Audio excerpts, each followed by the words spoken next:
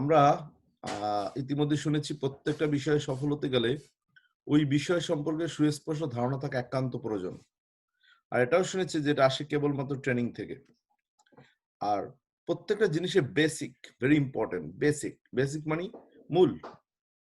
আপনার কোনো গাছের যদি গোড়া কেটে দেওয়া হয়, গাছের পরবর্তী অংশ কিন্তু মুহূর্তের মধ্যে পড়ে যাবে। গোড়াটা যত মজবুত, গাছটা তত মজবুত। একটা বিল্ডিং এর ফাউন্ডেশন যত স্ট্রং, বিল্ডিংটা তত স্ট্রং। এই বিজনেসের আপনি বেসিক ট্রেনিংটা সম্পর্কে যত ভালো ধারণা রাখবেন, এই বিজনেসটা আপনি তত দূরে খুব দ্রুত যেতে পারবেন। কারণ আপনার সফলতা সম্পূর্ণটাই বেসিক ট্রেনিং এর উপর নির্ভর করে। সো বেসিক ট্রেনিং প্রসঙ্গে সবার আগে যে কথাটা আমরা বলবো, সেটা হচ্ছে আমাদের দেশের লোকদের, বিশেষ করে যারা আমরা বাংলা ভাষাভাষী আছি, এদের অধিকাংশ লোকেরই কোনো ফাইন্যান্সিয়াল প্ল্যান নাই। বেসিক ট্রেনিং এর মূল গুরুত্ব হচ্ছে আমরা কেন ব্যবসাটা করি, আমরা কেন জেনারেল জয়েন করলাম, আমাদের তো একটা উদ্দেশ্য আছে। ইন জেনারেল সেন্স আমরা কি বলি? আমরা ফিনান্সিয়াল সাকসেস হতে চাই, আমরা টাইম ফ্রিডম পেতে চাই, আমরা আমাদের জীবনের স্বপ্নগুলো পূরণ করতে চাই। দ্যাট মিন্স আমাদের জীবনের ফাইন্যান্সিয়াল একটা গোল থাকা উচিত, কিন্তু আমাদের কোনো ফিনান্সিয়াল গোল নাই। কেন নাই? যদি কোশ্চেন করে আপনার কি ফিনান্সিয়াল গোল আছে, বলবেন নাই। পয়সা হাতে আসলে গোল অটোমেটিক হয়ে যাবে। এখন পয়সা হাতে আসে না কেন? কারণ আপনার কোনো প্ল্যান নাই। আপনার যদি প্ল্যান থাকে, মানি উইল কাম অটোমেটিক্যালি। কথায় বলে যে টাকা ভূতে যোগাবে, যদি আপনি পারপাসটা ক্লিয়ার হন, কেন আপনার টাকা দরকার। সো বেসিক্যালি আমাদের কারো কোনো ফাইন্যান্সিয়াল প্ল্যান নাই, এজন্য পয়সা আমাদের কাছে আসে না। ফাইন্যান্সিয়াল প্ল্যানটা যদি আমরা করতে পারি, পয়সা আমাদের কাছে আসবে। So we need financial plan. That means financial প্ল্যানটা এখন কিভাবে করব, কেমনে করব? আমরা তো টাকাই নেই। আপনাকে ইমাজিনেশন করতে হবে যে আমার অনেক টাকা আছে, তাহলে আমি কি কি করব। কারণ ব্যবসা যখন ভালো থাকে তখন আর ফাইন্যান্সিয়াল প্ল্যান করার কোনো সময় থাকে না। এজন্য ব্যবসার শুরুতেই ফাইন্যান্সিয়াল প্ল্যান করতে হবে। অনেক লোককে আমি দেখেছি যারা নেটওয়ার্ক মার্কেটিং দীর্ঘদিন করেছে, বাট তাদের কোনো অ্যাসেট নেই, তাদের কোনো টাকা পয়সা নাই, বিকজ তাদের কোনো ফাইন্যান্সিয়াল প্ল্যান ছিল না। তার একই কথা বলছে, টাকা আসলে প্ল্যান অটোমেটিক হয়ে যাবে। টাকা যখন আসছে তখন প্ল্যানের অভাবেই তারা টাকাগুলোকে নষ্ট করেছে। সো যখন ব্যবসা নতুন থাকবে, ব্যবসা এই মুহূর্তে ফাউন্ডেশন থাকবে, তখনই আপনার ফাইন্যান্সিয়াল প্ল্যানটা তৈরি করতে হবে। এক কথায় আপনাকে ইমাজিনেশন পাওয়ার বিল্ড করতে হবে। আমি যদি এখান থেকে অনেক টাকা কামাই, আমি কি কি করব, এটা আপনার এখনই প্রিভিউ দেখতে হবে। সো এই প্রিভিউটা দেখতে এবং প্রিভিউটাকে দেখে যদি প্ল্যানটা তৈরি করতে পারেন, তাহলেই আপনি আপনার জীবনে এই জিনিসগুলো অ্যাচিভ করতে পারবেন। এটা সায়েন্টিফিক্যালি অনেক বেশি প্রুভড। আমি বহু নেটওয়ার্কারকে দেখে অনেক টাকা ইনকাম করেছে, কিন্তু তার কোনো অ্যাসেট নেই, কোনো টাকা নেই। কারণ কি? তার কোনো ফিনান্সিয়াল প্ল্যান ছিল না। সো আমরা ফিনান্সিয়াল প্ল্যান করব। এখন আরেকটু সোজা করে দিই আপনাকে, ফিনান্সিয়াল প্ল্যানটা কিভাবে করব। আপনাকে যদি কোশ্চেন করা হয় আপনার অনেক টাকা আছে, আপনি কি করবেন, তাহলে আপনি যা যা করবেন সেটা হচ্ছে আপনার ফিনান্সিয়াল প্ল্যান, এক কথায়। এখন এটার সাথে আমাদের জেনাসের সম্পর্ক কি? আমরা জেনাসে কেন জয়েন করেছি? কারণ আমাদের এই ফিনান্সিয়াল রিকোয়ারমেন্টস বা স্বপ্নগুলোকে, যেটাকে আমরা ফিনান্সিয়াল প্ল্যান বলেছি, সেখানে দেখা যাবে প্ল্যান যদি হয় যে আপনাকে অনেক টাকা দেওয়া হলে আপনি কি করবেন, আপনি বলবেন আমি একটা সুন্দর বাড়ি করব, এরপর একটা চমৎকার গাড়ি কিনবো, এরপর আমার ব্যাংকে আনা পয়সা রাখবো যাতে কোনো সময় অর্থনৈতিক সমস্যা হলে আমি যেন ওখান থেকে ব্যাকআপ পাই। যেমন আমাকে অনেকে এরকম বলছে যে ভাই 1 কোটি টাকা যদি ব্যাংকে রাখা যায়, তাহলে তো মাসে 1 লাখ টাকা এমনি আসে, তাহলে তো আমি ওই 1 লাখ টাকা দিয়ে চলতে পারি। কিন্তু এই 1 কোটি টাকাই তো নাই। ব্যাপারটা হচ্ছে এরকম। ভাই আমি ভিসা পেতে চাই, কিন্তু ভিসা পেতে হলে কি লাগবে? ব্যাংকে টাকা লাগবে, টাকাই তো নাই। সো আমি বিভিন্ন দেশ ভ্রমণ করতে চাই, কি দরকার? Bank statement. আমি সম্পদ করতে চাই, আমি আমার ছেলেকে উচ্চশিক্ষাতে বিদেশে পাঠাতে চাই, কি দরকার? Bank statement, bank solvency. আপনার ওয়াইফের কাছে জিজ্ঞেস করবেন, সে সবসময় বলবে যে আমাদের অবস্থা খুব খারাপ, টাকা নাই, টাকা নাই, টাকা নাই। ওয়াইফকে জিজ্ঞেস করবেন কত টাকা হইলে টাকা আছে বলবা। দ্যাট মিন্স এই জিনিসটাই আপনার জন্য ফাইন্যান্সিয়াল প্ল্যান। সো আপনার জীবনে, আমার ওয়াইফ হাসতেছে যখন এই কথাটা বলি, পাশ দিয়ে সেও হাসে, কারণ একই কথা একসময় তারও ছিল। সো আপনি আপনার ওয়াইফের কাছে বলবেন যে কত টাকা তোমাকে দিলে তুমি আর এই হাহাকারটা রাখবা না। এটা বলো আগে। সো এটাই হচ্ছে আপনার জীবনে ফাইন্যান্সিয়াল প্ল্যান।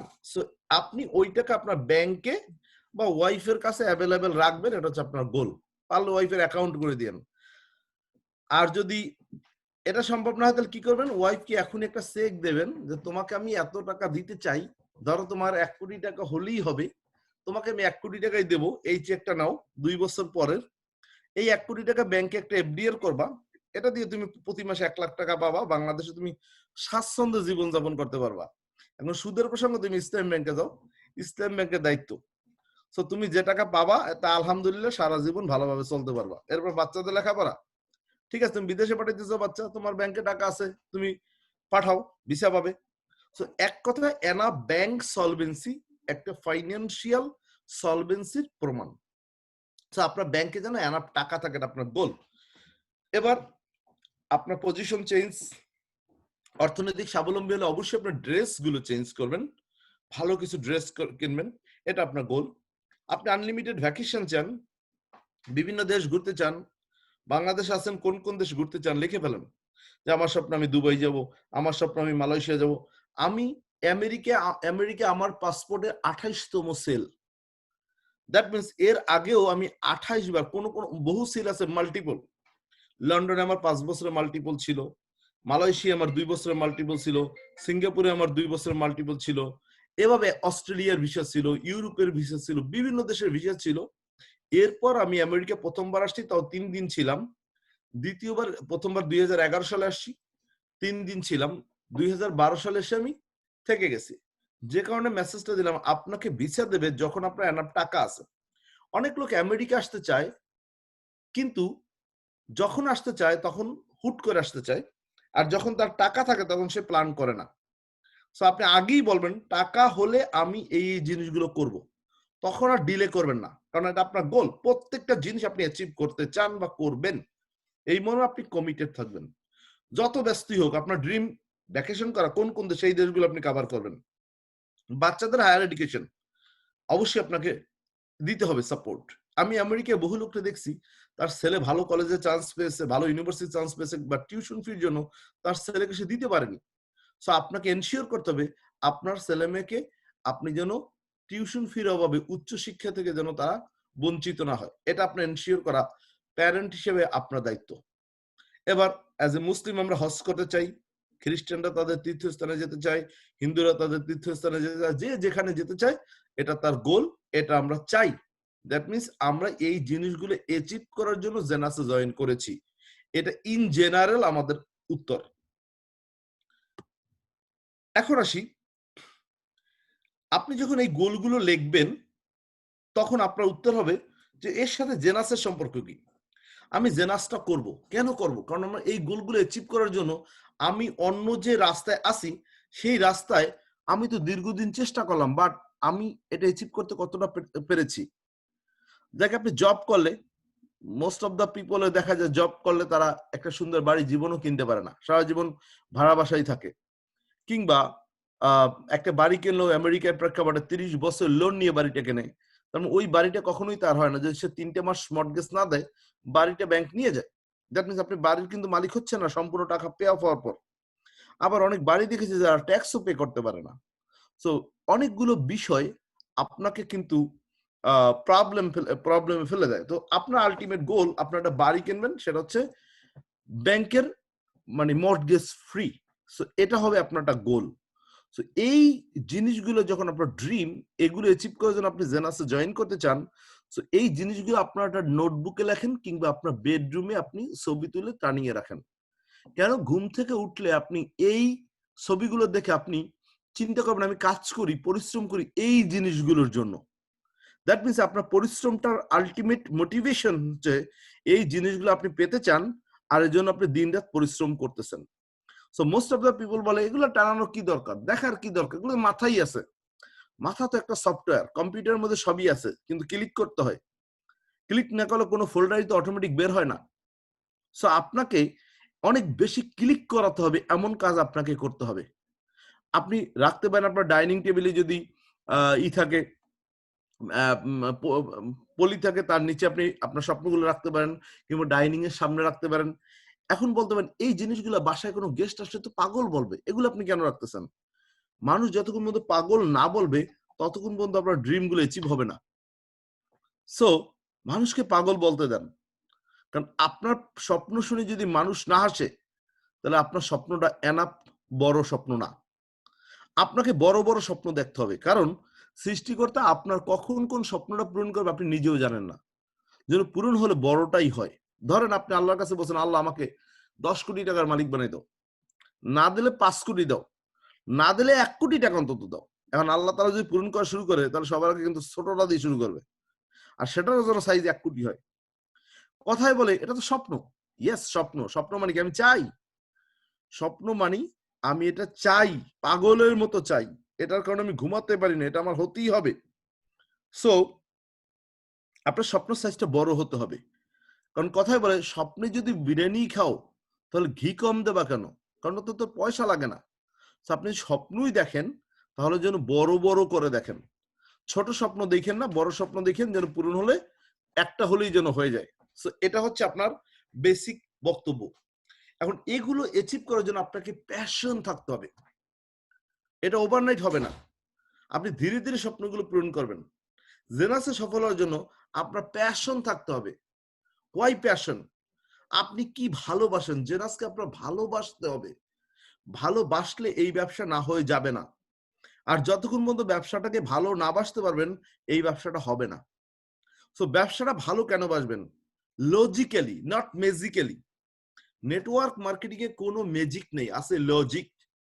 আপনাকে বুঝতে হবে লজিক গুলো কিরকম। যেমন a plus B whole square সমান সমান A square plus twice A B plus B square.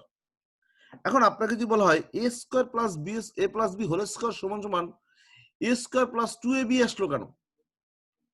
A square plus 2ab plus B square, A square বুঝলাম, লাস্টে বি স্কোয়ার বুঝলাম, কারণ দুইটার উপর স্কোয়ার আছে, কিন্তু 2টা আসলো কেন? ছোটবেলা আমরা যখন শিখেছি তখন পড়েছিলাম ফর্মুলা 2, বাট আপনি যদি পরবর্তীতে অ্যানালাইসিস যখন করেছেন তখন দেখছেন এটা ফর্মুলা না, ইটস লজিক। আপনি এ প্লাস বি হোল স্কোয়ার সমান সমান এ প্লাস বি ইন্টু এ প্লাস বি। এখন এ প্লাস বি ইন্টু এ প্লাস বি কে যদি আপনি গুণ করেন, এ কে এ দিয়ে গুণ দিলে এ স্কোয়ার, এ কে বি দিয়ে গুণ দিলে এ বি, আবার বি কে এ দিয়ে গুণ দিলে এ বি, বি কে বি দিয়ে গুণ দিলে বি স্কোয়ার। এবার A square plus A B plus A B, that means 2ab plus B square. That means এটা গুণ দিলে আপনি বুঝবেন এটা একটা লজিক। এখানে কোনো ফর্মুলা না, ফর্মুলা হচ্ছে লজিক্যালি। কোনো ফর্মুলাই কিন্তু ম্যাজিক্যালি হয় না, এটা ম্যাজিক না, লজিক। সো আপনাকে প্রত্যেকটা বিষয়ে লজিক্যালি কনভিন্স হইতে হবে যে আমি এই জিনিসগুলো পেতে চাই, আমি এখন যা করি তা দিয়ে এই জিনিসগুলো পাওয়ার সম্ভাবনা খুবই কম। মোস্ট অফ দ্য পিপল তার জীবনে স্বপ্ন পূরণ করতে পারে না। আমেরিকায় যদি দেখেন আপনি, আমেরিকায় আছে মোস্ট অফ দ্য পিপল তার স্বপ্ন পূরণ করতে পারে না। আমেরিকায় সারা জীবন জব করার পর 90% লোকের ব্যাংকে $10,000 জমা নাই রিটায়ার্ডের সময়। 90% লোকের $10,000 তাদের ব্যাংক অ্যাকাউন্টে জমা নাই। তার মানে তারা paycheck to paycheck life lead করেছে। মানডে কাজে যায়, ফ্রাইডে চেক পায়, স্যাটারডে ফ্রাইডে এসে জমা দেয়, স্যাটারডে ক্যাশ হয়, স্যাটারডে গিয়ে নাইট ক্লাবে কিংবা বারে কিংবা বিভিন্ন জায়গায় শপিং টপিং এ সব টাকা উড়িয়ে দেয়। আবার নেক্সট উইক শুরু। That means paycheck to paycheck তারা লাইফ লিড করে 90% লোক। এখন আসি তাদের জীবনের স্বপ্নগুলো স্বপ্নই থেকে যায়। মানুষ জানে আমেরিকায় যেন কত কি আছে। আমেরিকায় এখনো 90% গাড়ি দেখলে আপনার মনে হবে এরা কি ফকির নাকি, কি গাড়ি চালায়। দ্যাট মিনস আপনি, হ্যাঁ 10% এক্সেপশন আছে, সবচেয়ে দামি দামি গাড়িগুলো আছে, বাট সেটা 10% লোকরা। 90% লোক ব্রক, তার মানে তাদের পয়সা নাই। সো এই স্বপ্নগুলো তাদেরও ছিল, বাট স্বপ্নগুলো বাস্তবায়নের সঠিক ওয়েটা তারা কাজে লাগায়নি। সো জেনাস করলে আপনি আগামী 5টা বছর যদি ধৈর্য সহকারে জেনাস করেন, আপনি ইনশাল্লাহ এই জিনিসগুলো অ্যাচিভ করতে পারবেন। যারা 5 বছর লেগে থাকে ধৈর্য সহকারে, তারা প্রত্যেকটা লোক এই জিনিসগুলো অ্যাচিভ করতে পারে। যারা নেটওয়ার্ক মার্কেটিং দীর্ঘদিন করেছেন তারা এটা বিশ্বাস করেন এবং জানেন। হয়তো আপনি লাকিলি বা আনলাকিলি আপনি আপনার লাইফে টাকা ইনকাম করেও ধরে রাখতে পারেননি। কেন লাকিলি বললাম? নইলে আপনি জেনাস করতেন না। কেন আনলাকি বললাম? কারণ আপনি টাকাটা নষ্ট করেছেন, টাকাটা নষ্ট হয়ে গেছে। সো জেনাস দ্বারা আপনার স্বপ্নটাকে পুনর্গঠিত করা সম্ভব। তবে জেনাসকে সেক্ষেত্রে নিতে হবে আপনার প্যাশন। আপনার লাইফে অন্যান্য প্যাশন গুলোর মতো জেনাসকেও আপনার প্যাশন হিসেবে নিতে হবে। যেমন আপনার যদি প্যাশন হয় আপনি একজন সিঙ্গার, তাহলে দেখবেন আপনি গানটাকে কত ভালোবাসেন। এই গান আপনাকে পয়সা দেয় নাই, বাট অনেক কষ্ট করে আপনি গান শিখেছেন, কতদিন বসে গান শিখেছেন, কারণ আপনি এটা ভালোবাসেন। আপনি বেস্ট সিঙ্গার হন নাই, আপনি হয়তো বাথরুম সিঙ্গার, কিন্তু আপনি গানটা শেখার জন্য আপনার হয়তো গলাও ভালো ছিল না, বাট আপনি এটাকে কত সাধনা করে শিখেছেন। যত শিল্পীরা এই গান শিখে সবাই কি ন্যাশনাল সিঙ্গার হয়? সবাই কি গান দিয়ে পয়সা কামায়? বাট তারা গান শিখে বিকজ তারা এটা ভালোবাসে। রাইটার, অনেক রাইটার আছে যারা বই লেখে, গল্প লেখে, প্রবন্ধ লেখে। সবাই কি হুমায়ুন আহমেদ হয়? হয় না, বাট তার এটা প্যাশন। তাকে যদি কোশ্চেন করে তুমি কেন লেখো? কারণ আমি এটা ভালোবাসি। ফিশিং, অনেকে মাছ ধরে, এই মাছ দিয়ে তার সংসার চলবে না, কেন? তার এটা ভালো লাগে, তাই সে এটা করে। অনেকে লং ড্রাইভে যায়, গাড়ি চালায়, এটা তার পয়সা দেয় না, এটা তার ভালো লাগে তাই। অনেকে বাইকিং করে, অনেকে অন্যকে সাহায্য করতে ভালোবাসে। দেখবেন অনেকে চ্যারিটি করে, সোশ্যাল অর্গানাইজেশন করে, বিভিন্ন নন প্রফিট অর্গানাইজেশনে কাজ করে, এনজিওতে কাজ করে। বিভিন্ন লোক আছে দেখবেন বিভিন্ন, কি করি আমি? এই সোশ্যাল ওয়ার্ক করি। এতে কি পয়সা হয়? না ভাই, ভালো লাগে তাই। অনেকে আছে সংবাদকর্মী যারা লেখে, এটা তারা তার ভাত ফ্যামিলি চলে না, সে ভালোবাসে তাই। দ্যাট মিনস আপনি যখন কোনো কিছু ভালোবাসেন তখন সেটা কি আসছে কি না আসছে ইট ডাজ নট ম্যাটার, কারণ আপনি ওটা ভালোবাসেন। আপনি যদি জেনাসকে সেভাবে ভালোবাসেন, আমি আপনাকে প্রমিস করতে পারি আপনার লাইফে এই স্বপ্নগুলো অ্যাচিভ করা সম্ভব হবে ইনশাআল্লাহ। সো আপনাকে জেনাসকে ভালোবাসতে হবে এই জিনিসগুলোর মতোই, যেগুলোকে যদি আপনাকে বলা হয় কি কি ভালোবাসেন, তাহলে আপনি যে জিনিসগুলো লেখেন তার মধ্যে আজকে জেনাসের নামটা লেখেন, কারণ it will help you to reach your financial goal. এখন আপনার কাছে মনে হতে পারে তার মানে কি আমরা জেনাস করি শুধু টাকার জন্য? Money is everything. তাহলে অনেক লোকের তো কোটি কোটি টাকা আছে, তাই তারা কেন জেনাস করে? আমাদের টাকাই একমাত্র উদ্দেশ্য এই ব্যবসায় নয়। ইয়েস, আমাদের যারা টাকা নাই 95% লোকেরই উদ্দেশ্য টাকা ইনকাম করা। বহু লোক জেনাসে জয়েন করছে অর্থনৈতিক স্বাবলম্বী হওয়ার জন্য, কর্মসংস্থান নিশ্চিত করার জন্য, নিজে যেহেতু স্বাধীন মনোভাব নিয়ে কাজটা করতে পারে এজন্য। হ্যাঁ, এরকম তো আরো 10টা চয়েস ছিল, তাহলে আমি এটা কেন? কারণ নেটওয়ার্ক মার্কেটিং এর একটা আলটিমেট গোল আছে, সেটা কি? একজন বেস্ট হিউম্যান হওয়া, অ্যাটিটিউডটা তৈরি করা, আরেকজনকে হেল্প করা।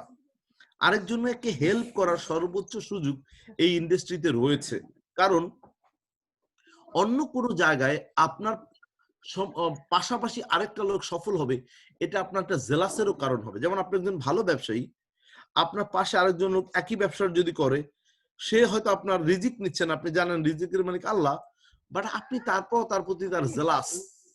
সে তার কাস্টমার পাচ্ছে, আপনি আপনার কাস্টমার পাচ্ছেন, তারপর আপনি তাকে পেশাগত জেলাস করেন। সো এই ইন্ডাস্ট্রিতে সুযোগ আছে আপনি আরেকজনকে হেল্প করে, আরেকজনের ওয়েল উইশার হয়ে, আরেকজনের স্বপ্ন বাস্তবায়নের মাধ্যমে নিজের স্বপ্নটা বাস্তবায়ন করা। সো এখানে আমরা একজন বেস্ট হিউম্যান হওয়ার চেষ্টা করি। এখন সেটা কিভাবে? আমাদেরকে এখানে রিয়েলাইজ করতে বলা হয়, আপনি মনে করেন আপনার লাইফে আর মাত্র 3 মাস বা 6 মাস আয়ু আছে, তাহলে আপনি আপনাকে কিভাবে তৈরি করবেন?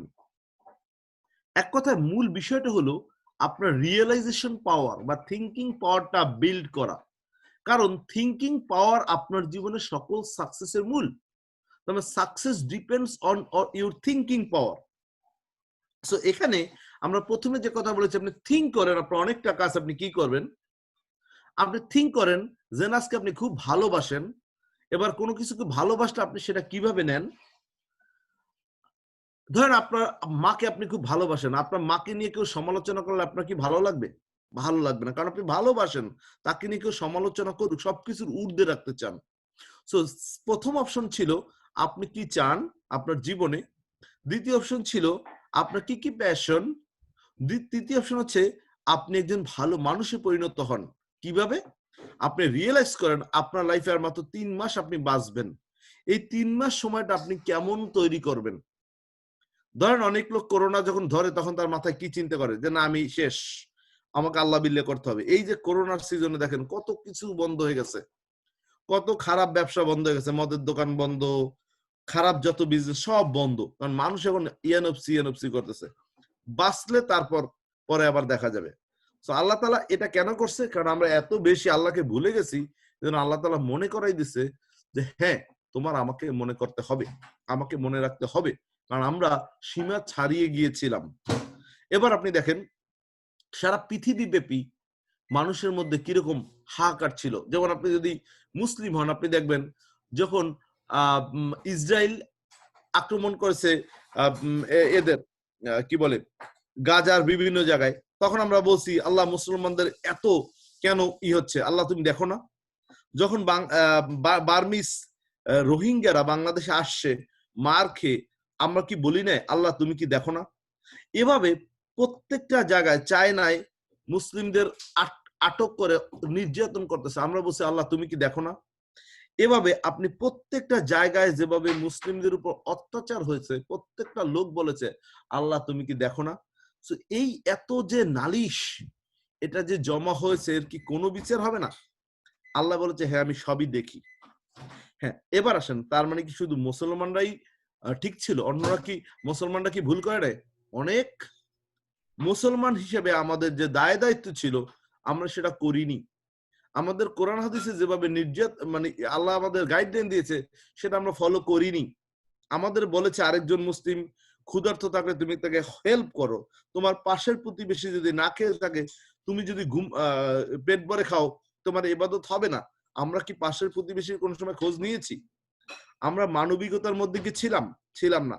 এখন বাধ্য হয়ে আল্লাহ আমাদের এমন একটা কাজ করাইছে যে মনে করাইছে যে আমরা কিছুই না, অ্যাজ এ মানুষ আমরা কিছুই না, উই আর নাথিং। আল্লাহ তাআলা কোরআনে লেখছে আমি মশা অথবা তার চেয়েও ছোট কীট পতঙ্গ দিয়ে উদাহরণ দিতে মানে আমার কাছে আমি লজ্জাবোধ করি না। Think about it.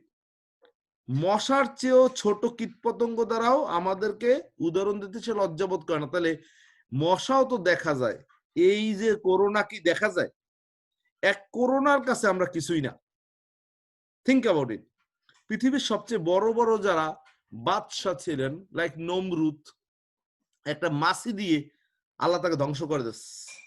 তাহলে একটা মাছির কাছে নমরুদ কিছু না, অথচ সে তাকে খোদা দাবি করেছে। ফেরাউন মশা, হ্যাঁ।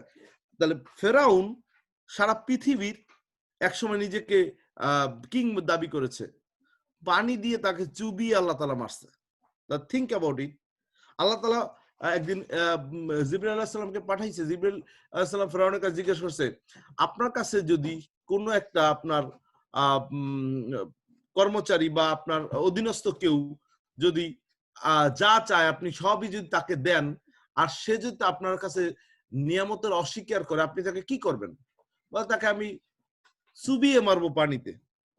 বলছে ওকে ঠিক আছে, এটা লেখা হইলো, এটা লিখে দেন। লিখে দিছে। যেদিন ফেরাউনকে চুবিয়ে মারছে সেদিন আল্লাহ তাআলা দেখাইছে ওই দিন তোমাকে আমি বলছিলাম তোমারই কিন্তু এটা সিদ্ধান্ত ছিল যে এত নিয়ামত দেওয়ার পরও যদি আমি অস্বীকার করি তাকে কি করা উচিত? চুবিয়ে মারা উচিত। তাকে পানিতে চুবিয়ে মারছে এবং সারা পৃথিবীর প্রত্যেকটা লোকের কাছে নিদর্শন রেখে গেছে যে এই ফেরাউনের লাশ আল্লাহ তাআলা কিন্তু সংরক্ষণ করবে। দেখেন মাত্র 200 বছর আগে তার লাশ পাওয়া গেছে, কিন্তু কোরআন 1400 বছর আগে বলে গেছে ফেরাউনের লাশ আল্লাহ সংরক্ষণ করবে।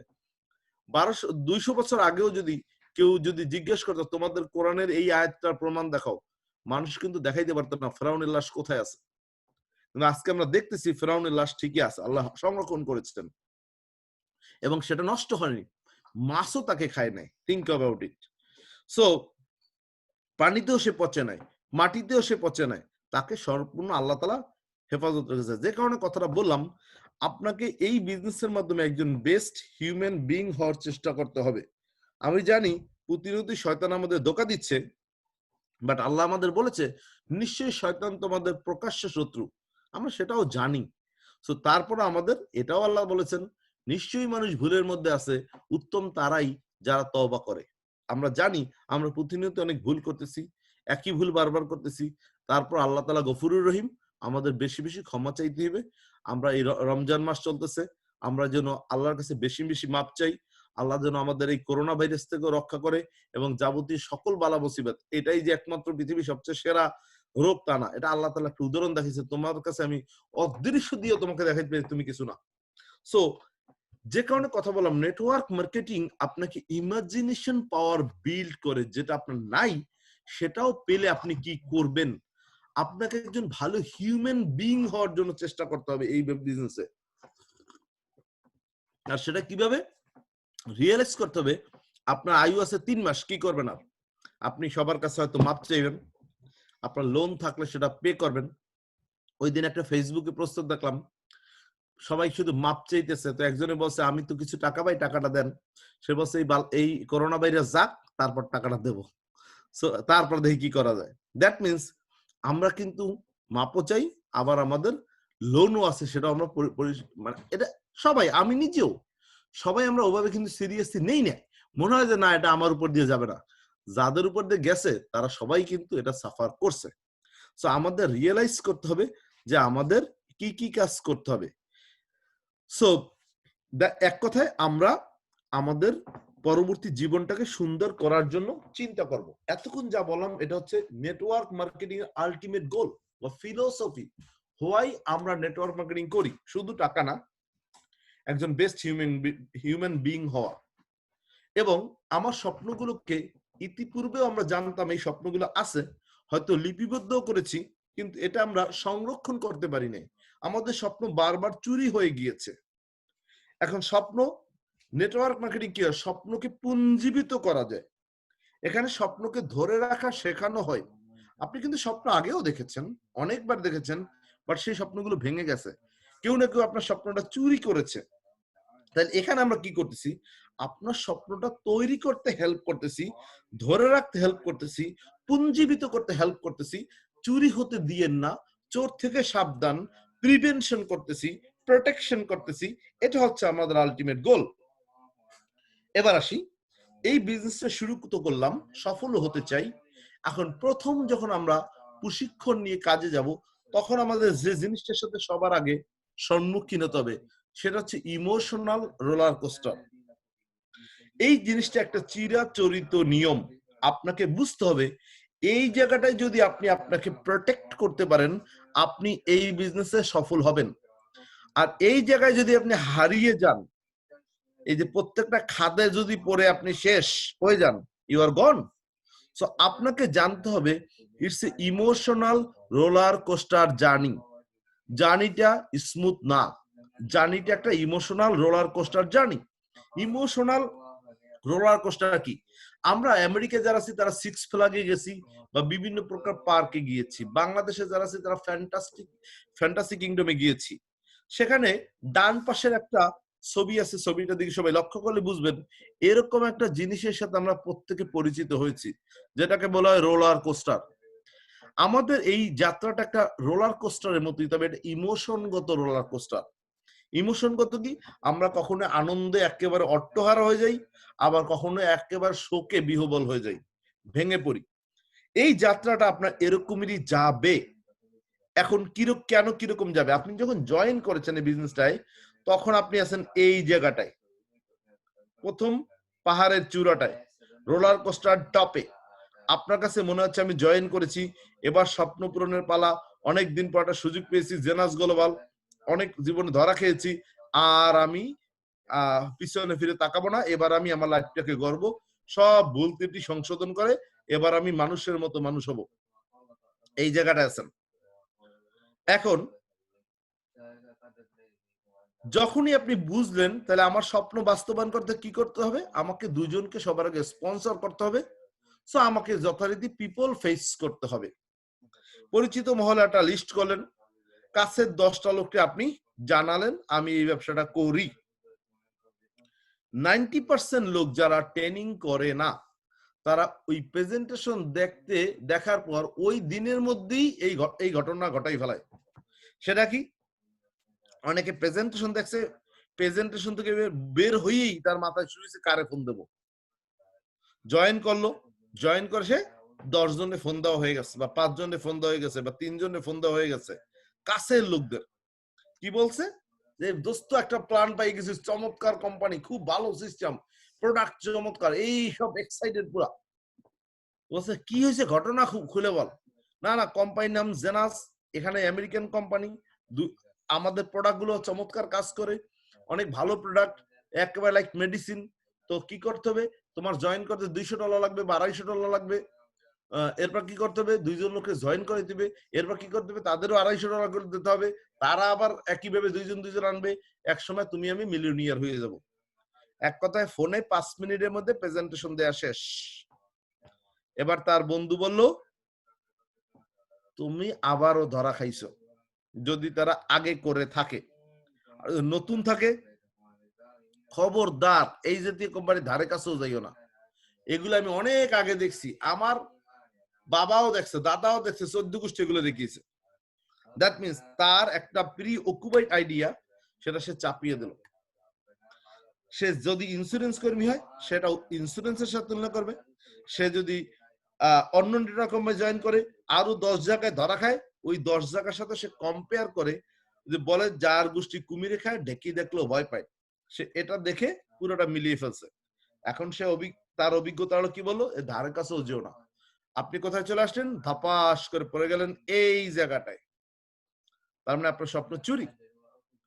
এবার আপনার যদি দক্ষ আপলাইন থাকে, তিনি যদি দায়িত্বশীল হন, তাহলে তিনি আপনাকে ফোন করে বলবেন কি হয়েছে, তোমার সমস্যাটা কি। কারণ তিনি জানেন প্রত্যেকটা লোক জয়েন করার 24 ঘন্টার মধ্যেই সে এই জায়গাটায় চলে আসে 90% লোক। তাহলে আপলাইনের দায়িত্ব হচ্ছে তাকে ফোন দিয়ে 24 ঘন্টার মধ্যে তার খোঁজ খবর নেয়, যেটাকে আমরা ডিস্ট্রিবিউটর ফলো আপ বলি। ডিস্ট্রিবিউটর ফলো আপে তাকে বলতে হবে যে আমি জানি তোমার এখন মানসিক অবস্থা কি, মানে তোমার উপর কি ঘটছে এটা আমি জানি, এখন বলো তোমার কি অবস্থা। অধিকাংশ লোক বলবে না ভাই এই ব্যবসাটা আমার এটা হবে না, আমি বুঝতে পারছি, আমি যারে বলছি সবাই না বলছে। এখন দক্ষ আপলাইন হইলে বলবে হ্যাঁ সেটা আমি বুঝতে পারছি তুমি কি কি করেছো, বাট তোমাকে তো আমি বলেছি তুমি ট্রেনিং করার আগে কাউকে ইনভাইট করবা না, তুমি কেন এটা করছো। তো তোমার এই যে যারা না বলছে তারা কি ব্যবসাটা করছে, তারা কি দেখছে, না না তারা এগুলো সম্পর্কে জানে সবাই, কোনো অসুবিধা নাই, তাহলে তুমি কি করতে চাও, আমি এটা করব না, ঠিক আছে অসুবিধা নেই তুমি করো না, বাট তোমাকে আমি একটা অ্যাডভাইস দেবো বা অনুরোধ করবো, সেটা কি, তুমি একটা ট্রেনিং করবা, আমি তোমাকে হেল্প করব, দরকার তুমি ক্যান্সেল করে টাকা দরকার ফেরত পাওয়ার ব্যাপারে, বাট তুমি একটা ট্রেনিং এ আসো। এক কথায় তাকে ট্রেনিং এ আনা হচ্ছে আপলাইনের দায়িত্ব। আর ট্রেনিং এ যখন আসবে তখন সে আবার এই জায়গায় চলে আসবে, কারণ এবার সে বুঝতে পারবে কি সে বোঝে নাই, এবার সে দেখতে পারবে প্রথম প্রেজেন্টেশনে সে কি কি গ্যাপ করেছে। সো তাকে একটা ট্রেনিং বা একটা মিটিং ইনভাইট করলে সে আবার এই জায়গাটা চলে আসবে।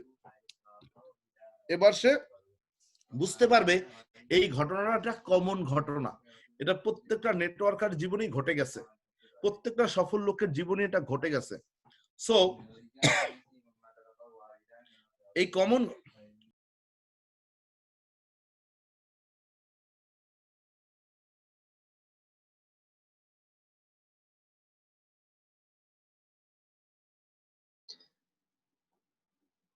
মিউট হয়ে গেছে, সাউন্ড শোনা যাচ্ছে না।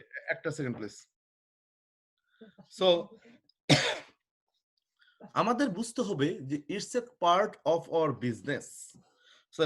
দক্ষ আপলাইনরা কি করে, তারা গাইডলাইন দেয় to protect the roller coaster, to protect the roller coaster, তারা পরিচয় করিয়ে দেয় ইটস এ কমন ফ্যাক্ট, আমার জন্য ঘটেছিল, আমি কি করেছি ট্রেনিং করেছি, ট্রেনিং করে আমি আরো ভালোভাবে বুঝছি, কারণ প্রথমবার প্রেজেন্টেশনে থেকে আমরা সব বুঝতে পারি না, মুভি দেখার মতো, দ্বিতীয়বার যখন আমরা একই মুভি দেখি তখন আমরা ক্লিয়ারলি বুঝতে পারি অনেকটা।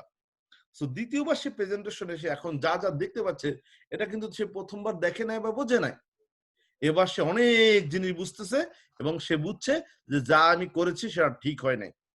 এবার সে কিছু দূর আগালো, হয়তো পার হইছে বা সাফায়ার হইছে, আবার তার নতুন আরেকটা ঘটনার সাথে সে পরিচিত হবে, যেটা আমি এখন বলবো না, ইটস এ লিডারশিপ কনভারসেশন।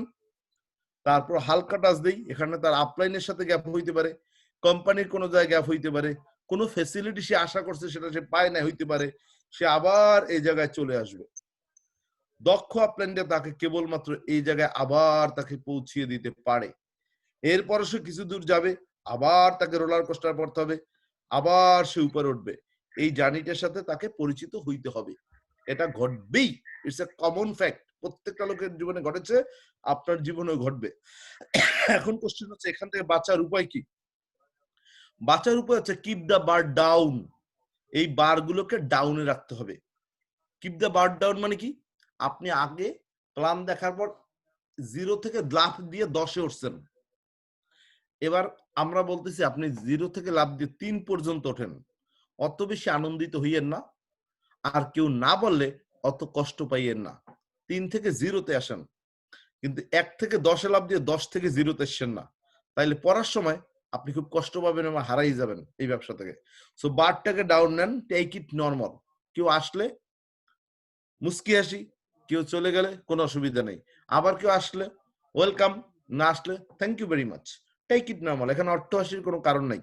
বরং আপনি যদি কোনো লোকরে এমন দেখান যেন আপনি একটা পরশ পাথর তারে পাইছেন, তাহলে সে দেখা যায় আপনার সকালের নাস্তা, বিকালের নাস্তা, আসা যাওয়ার খরচ, বাসার খরচ, এই পকেট খরচ সব চাইবে। কারণ সে মনে করবে আপনি তার একটা পরশ পাথর পাইছেন।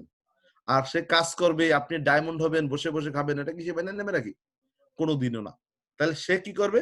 সে আপনাকে উসল করে ছাড়বে আগেই। একেবারে দেখবেন মানে 1 সেরে সোয়া সের বুঝাই দেবে। যে বিকজ সে বুঝছে আপনি তার একটা পরশ পাথর পাইছেন। সো তাকে ট্রিট করতে হবে এমন যে আমি আপনাকে একটা অপরচুনিটি দিয়েছি। আপনি করলে ভেরি গুড, না করলে কোনো অসুবিধা নেই। আমি নেক্সট আমার অন্য কন্ট্যাক্ট নিয়ে ওয়ার্ক করব। That means take it normal. যেটা আমরা পরবর্তীতে বলবো how to fix the roller coaster. আপনি পুরো বিষয়টাকে নরমাল নেবেন এবং আপনি নিজের প্রতি বিশ্বাস রাখবেন আমি গুড এনাফ এই বিজনেসে সফল হওয়ার জন্য। আপনি আপনার কোম্পানির প্রতি ভরসা রাখেন, আপনি আপনার সিস্টেমের উপর ভরসা রাখেন এবং নিজের প্রতি ভরসা রাখেন যে আপনি গুড এনাফ এখানে সফল হওয়ার জন্য। তাহলেই আপনি রোলার কোস্টার ফিক্স করতে পারবেন। দ্যাট মিনস সলিউশন হচ্ছে take it normal, don't take it personal. If you believe you are doing good, keep continue doing it. Don't buy the other people's opinion. If you buy their opinion, you will buy their lifestyle. আপনি কখনো অন্য লোকের opinion by করবেন না। আপনি যদি মনে করেন আমি ঠিক আছি, আপনি কন্টিনিউ করে যান। আপনি অন্য কারো কখনোই সিদ্ধান্ত ফলো করবেন না। আমরা একটু পর দেখবো ওয়ারেন বাফেটের একটা বিখ্যাত উক্তি, যে যা বলে তাহা শুধু শুনে যাও, নিজে যেটা ভালো বোঝে তাহাই শুধু করে যাও। আপনি যদি বোঝেন আপনার কাজটা ঠিক আছে, ভালো, অন্য কারো কোনো সমালোচনা আপনি কেয়ার করবেন না, যেটা আমরা পর্যায়ক্রমে দেখব। আপনাকে রোলার কোস্টারটা ফিক্স করার উপায় কি? আপনাকে এই বিজনেসটাকে অন্যান্য যে কোনো বিজনেসের মতো মনে করতে হবে। যেমন আপনি যদি একটা গ্রোসারি স্টোর বা একটা মুদির দোকান দেন, এই দোকানের সামনে দিয়ে যত লোক যাবে সবাই কি আপনার দোকানে কিনবে? সবার কি ওই দিন কেনার দরকার আছে? না। সবাই কি আপনার দোকানে কাস্টমার হবে? তাও না। দেখবেন আপনার সামনের দোকান থেকে সে কিনে নিয়ে যাচ্ছে, কিন্তু সে আপনার দোকানে আসতেছেন না। এজন্য আপনি কান্নাকাটি করেন না? ঠিক এখানে একটা লোক যদি না বলে আপনি কেন কান্নাকাটি করেন? আপনি কেন কষ্ট নেন? আপনার জানতে হবে যার দরকার আছে সে আসবে, যার দরকার নাই সে আসবে না। That's take it normal. So emotional roller coaster manage না করতে পারলে বড় নেটওয়ার্ক বিজনেস করা সম্ভব হয় না। So manage the emotional roller coaster, that is the very basic training. আমরা প্রথমেই ব্যবসাটা জয়েন করার পর ইমোশনাল রোলার কোস্টার জার্নিটাকে ইজিলি নেব। কেউ যদি আসে ওয়েলকাম, না আসলে থ্যাংক ইউ ভেরি মাচ, কোনো অসুবিধা নেই। আমরা কষ্ট পাবো না। এই কষ্টটা যদি লাঘব করে নর্মালি নিতে পারেন, আপনি এই ব্যবসায় সফল হবেন। যেমন আপনি যদি কোনো রেস্টুরেন্টে যান, দেখেন ওয়েটার গিয়ে বলবে স্যার কি কি লাগবে, অর্ডার দেবেন এখন? না আপনি বলতেছেন না একটু পরে দেবো। ওয়েটার কিন্তু কান্নাকাটি করে না। সে আবার আরেকজনের কাছে গেল, সেও বলে না এখন না পরে। আরো একজনের কাছে গেল, সেও বলে এখন না পরে। এরকম 2-3 বার যদি রিজেকশন হয়, ওয়েটার কি ভাবে যে না কেউই তো অর্ডার দেবে না, তার মানে কি আমার বেচা কেনা হবে না? ওয়েটার জানে এখন দেবে না, একটু পরে দেবে, বা হয়তো পরে দেবে, বা হয়তো নাও দিতে পারে। Doesn't matter. Waiter never take it personal. Waiter take it normal. যার দরকার আছে সে অর্ডার দেবে, যার দরকার নাই সে অর্ডার দেবে না। এটা জেনেই কিন্তু ব্যবসায়ী ব্যবসা করে, এটা জেনেই ওয়েটার তার দায়িত্ব পালন করে। সো আপনাকেও এটা করতে হবে। আপনাকে জানতে হবে আজকে যাকে প্রেজেন্টেশন দিচ্ছেন সে আজকেই সাইন আপ করবে এমন না, সে হয়তো 3 মাস পর জয়েন করবে, সে হয়তো 6 মাস পর জয়েন করবে, সে হয়তো 1 বছর পর জয়েন করবে, হয়তো কিছু লোক জয়েন করবেই না। That means they may join later, তারা হয়তো পরে জয়েন করবে, এটা আপনাকে মনে রাখতে হবে। এখন তারা জয়েন করবে না। A no is not forever. এই যে নোটা বলছে সেটা সারা জীবনের জন্য বলে নাই, কিছু দিনের জন্য বলছে। It's a matter of time. Sometime people want to see how long you gonna last. আপনি কতদিন লাস্টিং করবেন এটা অনেক সময় দেখতে চায়। 3 মাস পর আপনি আছেন, কিছু লোক আপনি 3 মাস পরে জয়েন করবে। 6 মাস পর আপনি করতেছেন, আরো কিছু লোক জয়েন করবে যারা 6 মাস আগে প্রেজেন্টেশন দেখছে। 1 বছর পরও কিছু লোক জয়েন করবে যারা 1 বছর আগে প্রেজেন্টেশন দিচ্ছে। 5 বছর পরও কিছু লোক জয়েন করবে যারা হয়তো 5 বছর আগে প্রেজেন্টেশন দেখছে। সো আপনার কাজ হচ্ছে stay in the game, stay in the business. আপনি বিজনেসটা লেগে থাকেন। আপনাকে যে ফর্মুলাটা জানতে হবে, SW SW SW SW next. some will not, someone is waiting, so hot, go the next person। আপনার কাজ যত দ্রুত সম্ভব কন্টাক্ট লিস্টে লাস্ট ব্যক্তিদের কাছে পৌঁছানো। প্রত্যেকটা লোকের দায়িত্বশীল ভাবে আপনার প্রেজেন্টেশনটা শেয়ার করা হচ্ছে আপনার দায়িত্ব। তাহলে কোশ্চেন হচ্ছে, তাহলে আমরা সফল হব কিভাবে? সফল হতে গেলে আমাকে কি করতে হবে? What is the rules? আমরা নেটওয়ার্ক মার্কেটিং এ সফল হওয়ার জন্য যে গোল্ডেন রুলসটাকে মেনে চলি, সেটা হলো আমাদের 5টা স্টেপে কাজ করতে হবে। 5টা কাজ এখানে করতে হবে সফল হতে গেলে। কি কি? Believe, dream, plan, training, action equal to success. Like আমরা যদি সাকসেসের সিম্বল হিসেবে একটা তারকাকে দেখি, তারকায়ও কিন্তু ভুজ আছে 5টা। থিঙ্ক করেন, 1 2 3 4 5। 5-এর সাথে সাকসেসের একটা বিশাল সম্পর্ক আছে। যেমন হাতের আঙ্গুল কয়টা? 5টা। পায়ের আঙ্গুল কয়টা? 5টা। ইসলামের আকীদা কয়টা? 5টা। নামাজ কয় ওয়াক্ত? 5 ওয়াক্ত। আপনার ইন্দ্রিয় কয়টা? 5টা। এভাবে অনেক কিছুর সাথে 5-এর সম্পর্ক আছে, যেটাকে বলে আমেরিকার যে পেন্টাগন সদর দপ্তর। সো পেন্টাগন, এটা কি কিন্তু 5 মানে পেন্টাগন? এখন অনেকে আবার হেক্সাগনও বিশ্বাস করে। সেটা কি? যে আরো একটা আছে যেটা আমরা দেখি না, কলব বা আমাদের অনুভূতি। সো এটাকে আমরা ভিন্নভাবে দেখি। আমরা পেন্টাগন 5টা আমাদের মূল অর্গান। সো এখানে সফল হওয়ার জন্য 5টা কাজ করতে হয়। সো সেই 5টা কাজ কি কি? নাম্বার 1 হচ্ছে believe, number 2 dream, number 3 plan, number 4 training, number 5 action equal to success. আমরা পর্যায়ক্রমে প্রত্যেকটা নিয়ে আলোচনা করব। সো প্রথমটা হচ্ছে বিলিভ। আপনাকে বিলিভ করতে হবে, বিশ্বাস। কথায় বলে বিশ্বাসে জয়, অবিশ্বাসে ক্ষয়। বিশ্বাসে মেলায় বস্তু, তর্কে বহুদূর। আপনার বিশ্বাসের আয়তন যতটুকু, আপনার সাফল্যের আয়তন ততটুকু। আপনি যদি বিশ্বাস না করতে পারেন, আপনি যদি নামাজ পড়েন কিন্তু আল্লাহকে বিশ্বাস করেন না, আপনাকে নামাজ হবে? হবে না। সো প্রথমেই বলেছে তোমরা ঈমান আনো, অতঃপর সৎকর্ম করো। এখন আপনার যদি ঈমানই না থাকে, নামাজ রোজা করে কি কোনো লাভ আছে? কোনো লাভ নাই। ঈমান কি? আপনি আল্লাহকে বিশ্বাস করেন। ঠিক এখানে এই ব্যবসায় সফল হতে গেলে সবার আগে আপনাকে বিশ্বাস করতে হবে। যেমন আপনি ইমাম সাহেবের পিছনে নামাজ পড়তে দাঁড়াইছেন, এখন ইমাম সাহেবের উজু আছে কি নাই এটা নিয়ে আপনি সন্দেহ করতেছেন, কিংবা এই ইমামের পিছনে নামাজ হয় না না হয় সন্দেহ করতেছেন। এরপর আপনি বলেন যদি হয় হোক না হয় না হোক, আল্লাহু আকবার, নামাজে দাঁড়াই গেছেন, আপনাকে নামাজ হবে? হবে না। আপনার ইমামকে বিশ্বাস করে নামাজে দাঁড়াতে হবে। ঠিক এই কোম্পানিকে যদি বিশ্বাস না করেন, এই সিস্টেমকে যদি বিশ্বাস না করেন, নিজেকে যদি বিশ্বাস না করেন, এই ব্যবসা আপনি সফল হবেন না। আপনি অহেতুক সময় নষ্ট হবে। সো সবার আগে আপনাকে কাজ করতে হবে কি? বিশ্বাস। এখন আসি, অধিকাংশ লোক জয়েন করার পর তার প্রথম অর্গানটা বিল্ড করার কথা ছিল বিশ্বাস, কিন্তু সে জয়েন করার পরে চলে যায় 5 নম্বরে। সেটা কি? অ্যাকশন। কাজে চলে যায় ডাইরেক্ট। অ্যাকশনে যাওয়ার পর সে কিছুক্ষণ পর দেখে যে না, তার দ্বারা এটা সম্ভব না। সবাই তাকে না বলতেছে, কারণ তার নাই কি? ট্রেনিং। যদি তার সাকসেসফুল আপলাইন থাকে, সে তাকে অ্যাডভাইস কি দিচ্ছে? তুমি কাজে গেছো কেন? তুমি কি ট্রেনিং করেছো? এবার সে ট্রেনিং আসে, ট্রেনিং করার পর সে কিছু দূর আগায়, অতবার সে আবার বিজনেসটা এসে আটকা পড়ে, কিছু দূর গিয়ে আটকা পড়ে। এখন তার আপলাইন যদি সাকসেস হয়, সে বলে তুমি কি প্ল্যান করেছো? বলে কি প্ল্যান?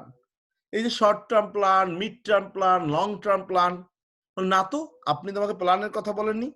এখন সে প্ল্যান করতে আসে, কারণ তার আপলাইন তাকে শিখিয়েছে সে প্ল্যান করেনি, এজন্য ফেইল। প্ল্যান করার পর সে কিছু দূর যায়, এরপর দেখা যায় সে আবার ফেল করে, কারণ তার কোনো ড্রিম নাই।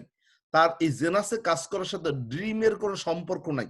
সে শুধু জেনাস করতে আসছে টাকা কামানোর জন্য, চলমান অর্থ আয়ের জন্য, বাসা ভাড়া দেওয়ার জন্য, কিংবা সংসার চালানোর জন্য। আর কোনো তার বড় ড্রিম নাই। বড় ড্রিম না থাকলে এই বিজনেসে অনেক দূরে যাওয়া যায় না।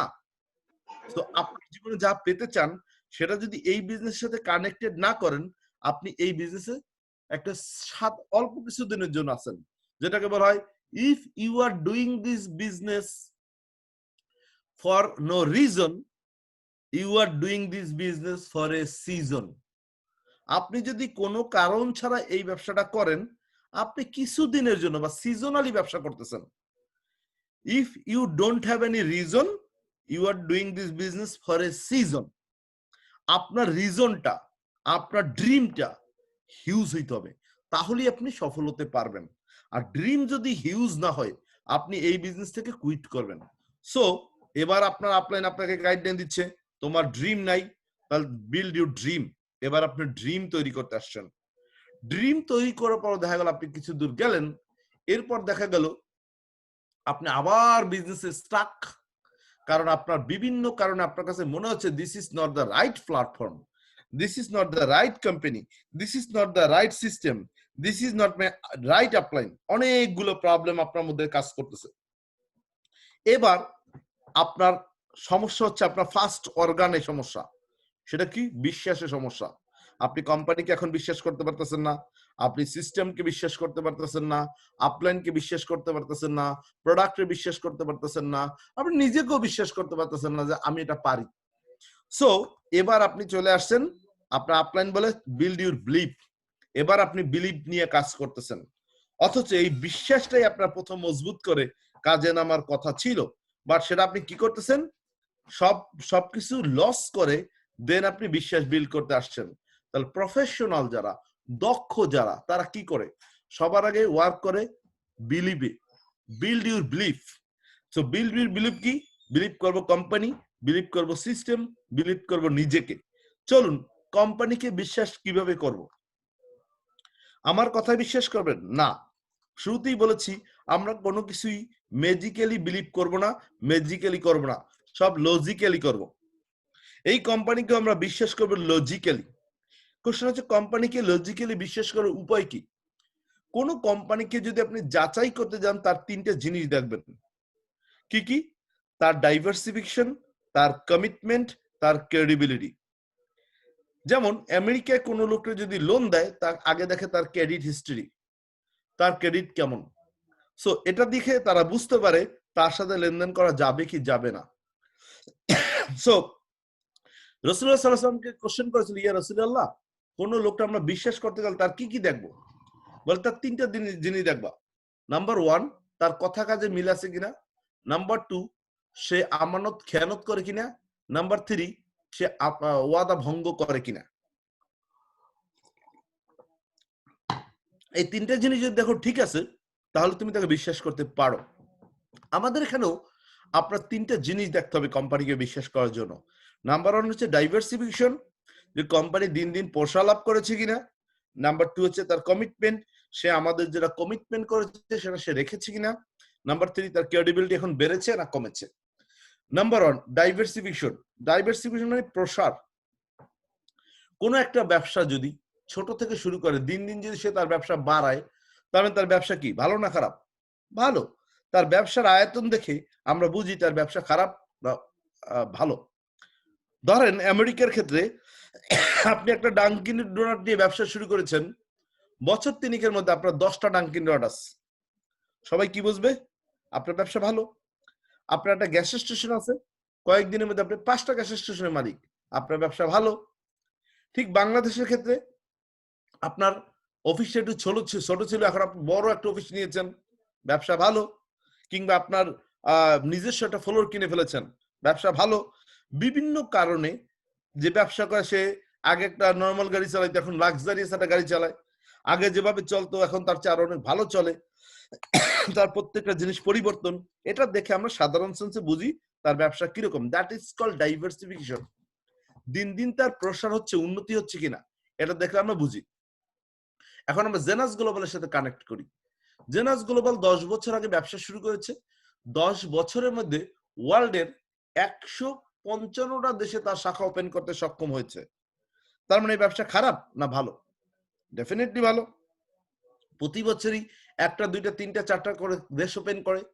10 বছরে 155টা। থিঙ্ক অ্যাবাউট ইট, গড়ে প্রতি বছর 15টা দেশ ওপেন করেছে।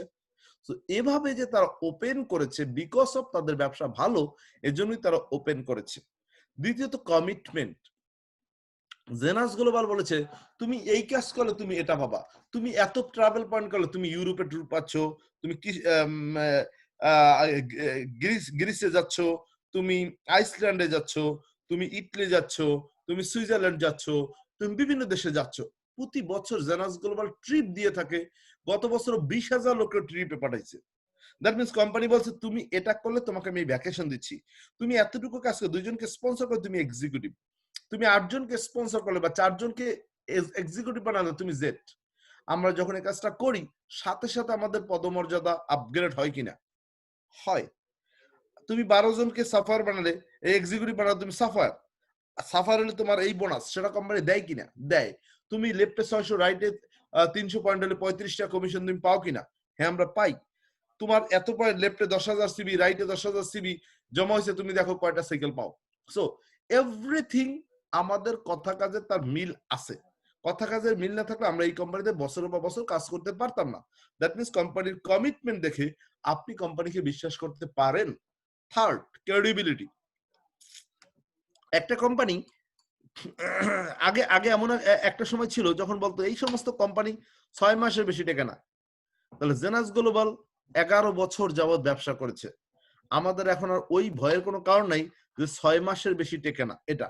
তার মানে জেনাস গ্লোবাল সেই সাধারণত মোস্ট অফ দ্য কোম্পানি যদি 5 বছর টিকে যায় তাহলে কোনো এক্সিডেন্ট না হলে এই কোম্পানি বন্ধ হওয়ার আর কোনো কারণ নাই বিজনেসগত দিক থেকে। সো আমরা সাধারণ প্রেক্ষাপটে আমরা ক্রেডিবিলিটি দেখে বুঝতে পারি না জেনাস গ্লোবাল ডেফিনেটলি ভালো কাজ করতেছে বিধাই তো সারা পৃথিবীতে রান করতেছে। ইভেন চায়নার মতো দেশে এই কোম্পানি তার 55% প্রোডাক্ট সেল করে। যেখানে চাইনিজরা সারা পৃথিবীতে প্রোডাক্ট রপ্তানি করে, সেখানে জেনাস গ্লোবাল চায়নায় প্রোডাক্ট বিক্রি করে এবং সেটা 55%। এবং জেনাস গ্লোবালের সবচেয়ে বেশি আর্নার এখন পর্যন্ত চায়না থেকে। প্রায় 100-এরও বেশি ডায়মন্ড আছে এখন চায়নায়। Think about it. একটা কোম্পানি যেখানে চাইনিজরা সারা পৃথিবীতে প্রোডাক্ট রপ্তানি করে,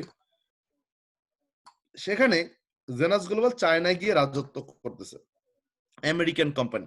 থিঙ্ক অ্যাবাউট ইট, কতখানি পাওয়ারফুল হইলে কোম্পানিটা করতে পারে।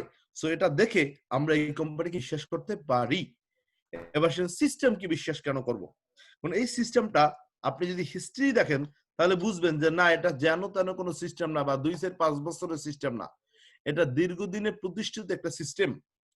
সিস্টেমটা যদি আমরা অ্যানালাইজ করি কবে থেকে আসছে তাহলে আমরা দেখতে পাই ডক্টর কার্ল রেইনবোর্গ নামে এক কেমিস্ট মূলত এই সিস্টেমটাকে আবিষ্কার করেছেন 1940-41 সালে। এই তথ্যগুলো কোথায় পাওয়া যায়? জিগ জিগলের একটা বই আছে, নেটওয়ার্ক মার্কেটিং ফর ডামিস। এই বইতে তথ্যগুলো স্পষ্ট লেখা আছে। সো এই সিস্টেমটা 1940-41 সালে। এখন আপনারা বলতে পারেন তাহলে তার আগেও তো অনেকগুলো কোম্পানি দেখতেছি 100 বছর কাজ করে, 120 বছর কাজ করে, যেমন ভরওয়ার্ক, অ্যাবন, এরা 120 বছর ব্যবসা করে। তাহলে তারা কিভাবে করে? তারা প্রথমে আসছিল ট্রেডিশনাল সিস্টেমে, এরপর তারা নেটওয়ার্ক সিস্টেমে কনভার্ট হয়েছে। সো এরকম অনেক কোম্পানি পাবেন যারা আগে ট্রেডিশনাল পায়োনিয়ার ছিল, পরে দেখছেন না আমাদের নেটওয়ার্ক আসা উচিত। যেমন অনেক লেনদেনই কিন্তু আগে অফলাইন হইতো, এখন অনলাইনে চলে আসছে। আস্তে আস্তে তারা আপগ্রেড করেছে। আগে মোবাইল যেরকম ছিল এখন মোবাইল অনেক আপগ্রেড না, বিজনেসেরও তারা একটা আপগ্রেড ভার্সনে নিয়ে এসছে। সো এমন আপগ্রেড করেছে, ভরওয়ার্ক আপগ্রেড করেছে, এরকম অনেকগুলো কোম্পানি আছে। বাট সিস্টেমটা 1940-41 সালে আমেরিকার ক্যালিফোর্নিয়ায় ডক্টর কার্ল রেইনবোর্গের আবিষ্কৃত একটি মেডিসিনকে কেন্দ্র করে আবিষ্কৃত হয়েছিল। মেডিসিন না, ফুড সাপ্লিমেন্টকে কেন্দ্র করে আবিষ্কৃত হয়েছিল। যে প্রোডাক্টের নাম হচ্ছে নিউট্রিলাইট, এটা এখন অ্যামওয়ে কর্পোরেশন বিক্রি করে। সো 1940-41 সালে এই সিস্টেমটা আবিষ্কৃত হয় আমেরিকার ক্যালিফোর্নিয়ায়। 1958 সালে এটা ইউএস কংগ্রেসে বৈধতার স্বীকৃতি পায়। তারপর থেকে সারা বিশ্বে বর্তমানে প্রায় 170টারও বেশি দেশে এই সিস্টেমে ব্যবসা চলে। প্রায় 14,000 কোম্পানি এই সিস্টেমে বর্তমানে ব্যবসা করে এবং $178 বিলিয়ন এই মুহূর্তে ইয়ারলি রেভিনিউ জেনারেট করে এই সিস্টেম, নেটওয়ার্ক মার্কেটিং সিস্টেম। এই সিস্টেমে বর্তমানে 93 মিলিয়ন পিপল এই সিস্টেমের সাথে কাজ করে এবং আমেরিকায় তথা সারা বিশ্বে প্রতি 5 জন নিউ মিলিয়নিয়ারের একজন আসে এই ইন্ডাস্ট্রি থেকে। প্রতি 5 জন উমেন এন্টারপ্রেনার যারা মাসে $100,000 বা $1 লক্ষ ইনকাম করে, তাদের 4 জনই আসে এই ইন্ডাস্ট্রি থেকে। 5 জন মহিলার মধ্যে 4 জনই আসে নেটওয়ার্ক মার্কেটিং থেকে। তো চিন্তা করে দেখেন, মহিলাদের জন্য best way to work in network marketing, কারণ মহিলাদের এত ভালো আয় করার আর কোনো সুযোগ নাই। কারণ ইচ্ছা মতো সময় তারা কাজটা করতে পারে, ইভেন তারা তাদের বাসায় বসেও কাজটা করতে পারে। That's why this is a perfect place to work for women. এটা হচ্ছে নেটওয়ার্ক মার্কেটিং সিস্টেম। এই সিস্টেমের আরেকটা মার্কেটিং, এই সিস্টেমে আরেক নাম হচ্ছে হোম বেস বিজনেস, এর আরেক নাম হচ্ছে অনলাইন মার্কেটিং, এর আরেক নাম হচ্ছে মাল্টি লেভেল মার্কেটিং। বর্তমানে সারা বা ডাইরেক্ট মার্কেটিং, সারা বিশ্বে বর্তমানে নেটওয়ার্ক মার্কেটিং বা মাল্টি লেভেল মার্কেটিং নামে বেশি পরিচিত। যেভাবেই হোক না কেন, আমরা মূলত সিস্টেমটাকে বিশ্বাস করি কেন? কারণ এর পিছনে একটা হিউজ স্ট্রেংথ আছে, এস্টাবলিশমেন্ট আছে। এটা উড়ে এসে জুড়ে বসা কোনো সিস্টেম না, দীর্ঘদিনে প্রুভেন মেথড। আমেরিকার কংগ্রেসে ভোটাভুটির মাধ্যমে এই সিস্টেম বিজয় লাভ করেছে, ইউকে পার্লামেন্টে ভোটাভুটির মাধ্যমে বিজয় লাভ করেছে। এরকম অসংখ্য দেশে এই সিস্টেম নিয়ে ভোটাভুটি হয়েছে। কারণ আমরা জানি কংগ্রেসে বা সিনেটে বিল পাশ করার পরই কোন জিনিস অনুমোদন হয়, এটা নিয়েও বিল পাশ করে অনুমোদন দেওয়া হয়েছে এবং এফটিসি, ফেডারেল ট্রেড কমিশন, এটাকে প্রতিনিয়ত নিয়ন্ত্রণ করে এবং প্রত্যেকটা কোম্পানিরই একটা ইন্ডিভিজুয়াল কমপ্লায়েন্স ডিপার্টমেন্ট থাকে। কমপ্লায়েন্স ডিপার্টমেন্ট এই কোম্পানির যারা নিয়ম পরিপন্থী কাজ করে তাদেরকে অলওয়েজ পানিশমেন্ট দেয় বা টার্মিনেট করে। যেমন আপনি যদি ফেসবুকে একটা পোস্ট দেন জেনাস গ্লোবাল নিয়ে, আপনার ফেসবুকে অ্যাকাউন্টটা ওপেন করেছেন জেনাস গ্লোবাল নামে, আপনার আইডিটা কোম্পানি সাসপেন্ড করে দেবে সাথে সাথে। আপনি জেনাস গ্লোবাল নিয়ে যদি এমন কোনো দেন, যেমন এটা ফুড সাপ্লিমেন্ট প্রোডাক্ট, আপনি মেডিসিন প্রোডাক্ট হিসেবে ক্লেম করতেছেন, আপনার কোম্পানি আপনার আইবিও শাটডাউন করতে পারে।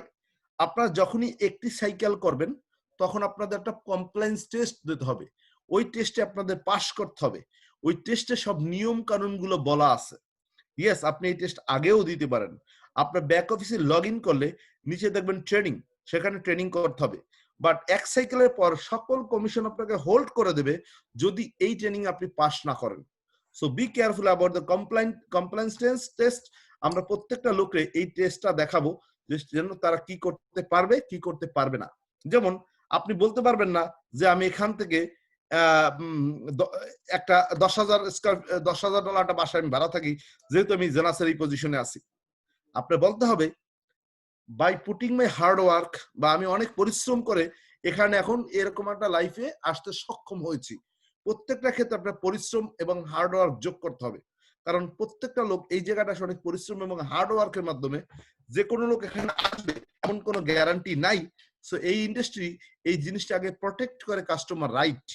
সো আপনাকে এই জিনিসগুলো সম্পর্কে সচেতন থাকতে হবে এবং এই সিস্টেমে আপনাকে সিস্টেমটা ফলো করতে হবে, কোনো রং সিস্টেম অ্যাপ্লাই করা যাবে না। থার্ডলি আপনার বিলিভ করতে হবে আপনার নিজেকে বিশ্বাস করা হচ্ছে পৃথিবীর সবচেয়ে কঠিন কাজ। কারণ আমরা প্রতিনিয়ত আমরা কনফিডেন্ট লুজ করি। কেন কনফিডেন্ট লুজ করি? বিকজ অফ আমাদের প্রি অকুপাইড আইডিয়া, পূর্বের ভ্রান্ত ধারণা, পূর্বের অনেক ধরা খাওয়ার হিস্ট্রি আমাদের কনফিডেন্সকে ডাউন করেছে। আমরা মনে করি এটা আমার পক্ষে সম্ভব না, এটা অমুকের পক্ষে সম্ভব। ডায়মন্ড এটা আমার পক্ষে সম্ভব না, রানাবাইয়ের পক্ষে সম্ভব হয়েছে, কেলভিনের পক্ষে সম্ভব হয়েছে, টডের পক্ষে সম্ভব হয়েছে, এটা আমার পক্ষে সম্ভব না। আপনাকে কি বিশ্বাস করতে হবে nobody is genius in the world, people become genius by practice. Nobody genius in the world, people become genius by practice. আমরা যে জন্য জানি বলতে বলতে বক্তা, গাইতে গাইতে গাহেন, এরকম কথাগুলো আমরা শুনেছি। প্রত্যেকটা লোক, একজন আনারি লোক বা অর্ডিনারি পিপল এই ইন্ডাস্ট্রিতে এসে এক্সট্রা অর্ডিনারি পিপলের রূপান্তর হয়, পার্সনের রূপান্তর হয়, কারণ এই ইন্ডাস্ট্রি তাকে দ্বারা প্র্যাকটিস করায়। যেমন আমরা প্রতিটা সেশনের পর কিছু লিডারদের ডাকি, কেন ডাকি? সে বক্তব্য প্র্যাকটিস করুক, সে বলাটা প্র্যাকটিস করুক। সো বলতে বলতে আমরা প্রত্যেকটা লোক বক্তা হয়ে যাই। এখানেও আপনাকে বুঝতে হবে, আপনি কোনো জিনিসই পারেন না যদি আপনি না শেখেন। আপনি সবকিছুই পারেন যদি আপনি শেখেন। যেমন ছোটবেলা আপনি হাঁটতে জানতেন না, কথা বলতে জানতেন না, লিখতে জানতেন না, সাঁতার কাটতে জানতেন না, সাইকেল চালাতে জানতেন না, গাড়ি ড্রাইভ করতে জানতেন না। প্রত্যেকটা কাজ আপনি শিখেছেন, তাই পেরেছেন। কোনো কিছুই আপনি পারেন না যদি না শেখেন। এখন আপনারা যদি প্রথম হাঁটার কথা মনে করেন, আপনার যদি যারা বাবা হয়েছেন তারা তাদের বাচ্চারা কিভাবে হাঁটা শিখিয়েছেন মনে করেন, তাই আপনি বুঝবেন। কিংবা আপনি নিজেরই ছোটবেলা হাঁটার কথা আপনি চিন্তা করেন, কতবার আপনি পড়ে গেছেন, বাট আপনি শিখেছেন, পেরেছেন। প্রথমবারই আপনি হাঁটতে পারেননি। যদি সাইকেল চালানোর কথা মনে করেন, তাহলে আপনি দেখবেন সাইকেল চালাতে গিয়ে আপনি কতবার পড়ে গেছেন। সো কিন্তু আপনি লেগেছিলেন না শেখার আগ পর্যন্ত, এজন্য আপনি পেরেছেন। সাঁতার কাটতে গেলে আপনি মনে করে দেখেন কতবার আপনি পানি খেয়েছেন কিংবা পারেন নাই। আমার মনে আছে আমি নারিকেল দিয়েও সাঁতার কাটা শিখছি, দুইটা নারিকেল একত্রে জোড়া দিয়ে পুকুরে সাঁতার কাটা শিখেছি। আবার অনেক সময় মা পেটের নিচে হাত দিয়ে সাঁতার কাটা শেখাইছে, আবার ছেড়ে দিছে, কিন্তু কখনোই ছেড়ে দিতে এটা চাইতাম না, কিন্তু না ছেড়ে দিলে তো পারতাম না। সো ছেড়েও দেবে, এটা একটা পার্ট। এই বিজনেসে আমরা অনেক লিডারকে কিছুদিন পর ছেড়ে দিই, দেখি সে পারে কিনা, নইলে সে কখনোই নিজের উপর নির্ভরশীল হবে না। সো শেখাবো, ছেড়েও দেবো, আবার শেখাবো, আবার ছেড়ে দেবো। এটা আপনাকে আগ থেকেই জেনে রাখতে হবে, it's a part of our business.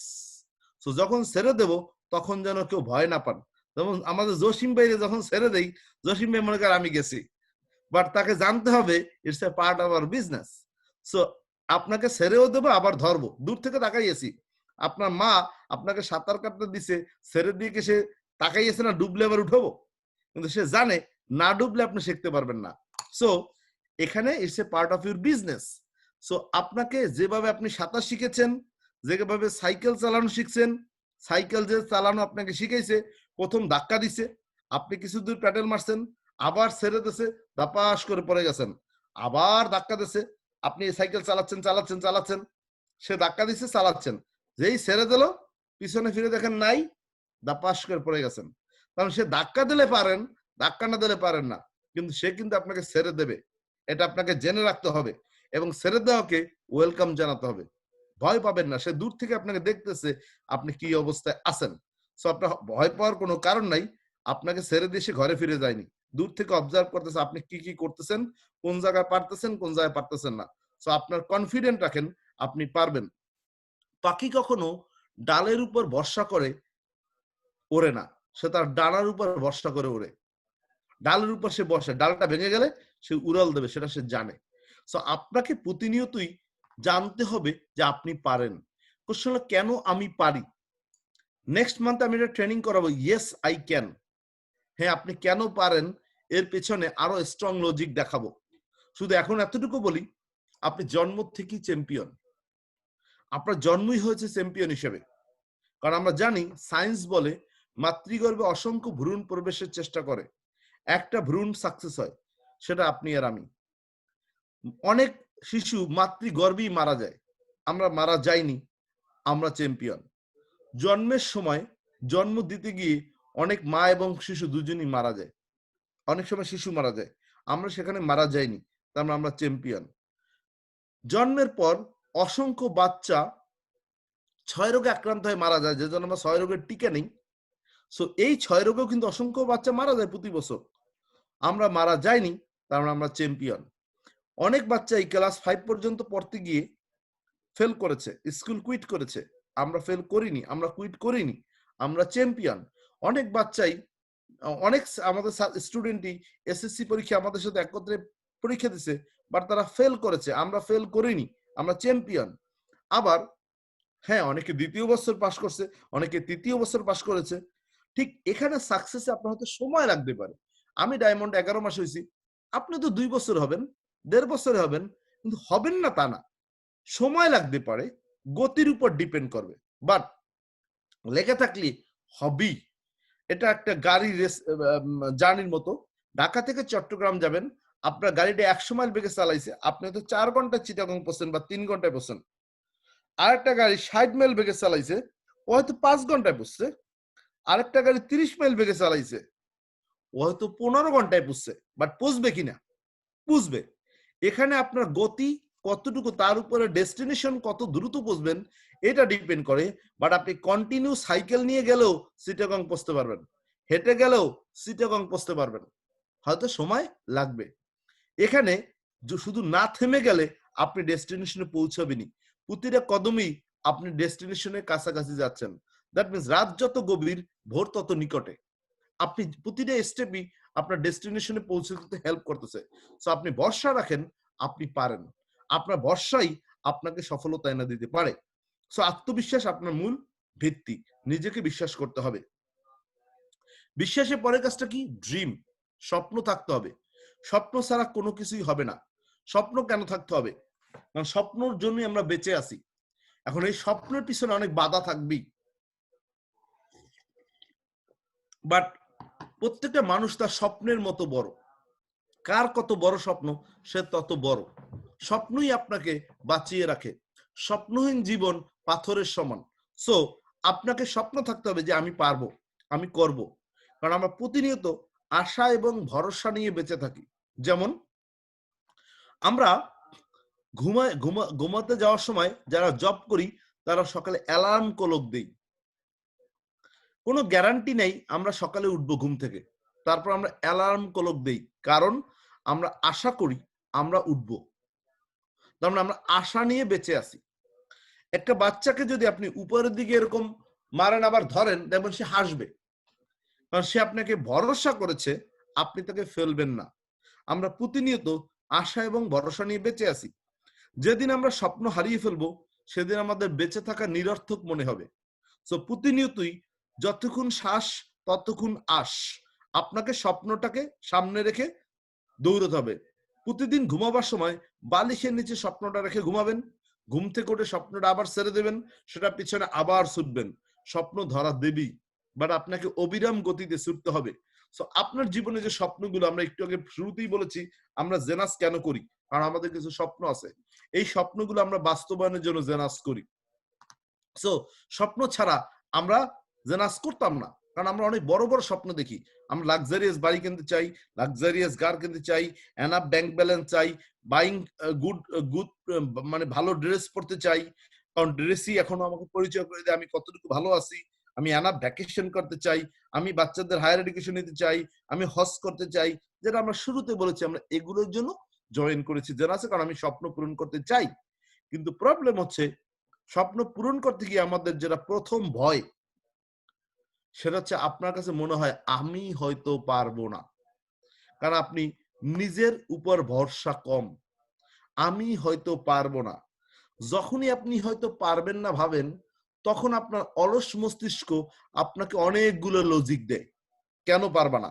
কারণ আপনার মধ্যে বিভিন্ন প্রকার ভয় আছে। দেখেন একটা লোক দেখতে পরিপাটি, ভালো ড্রেস আছে, কিন্তু সে নাকের উপর হাত দিয়ে বা কপালে হাত দিয়ে ভাবতেছে আমার দ্বারা সম্ভব না। এই তার ভালো ড্রেস তাকে কিন্তু সফলতা এনে দিবে না। কারণ সে ভয় করেছে আমার দ্বারা সম্ভব না, এটাই তার জন্য প্রথম প্রবলেম। এখন সে যখনই ভয়টা পায় তখন সে যে লজিক গুলা তার সাথে দেখে। প্রথম লজিক, আমার অনেক টাকা নাই, কিংবা আমি সিটিতে থাকি না, বা আমি মূল সিটি থেকে বাইরে থাকি।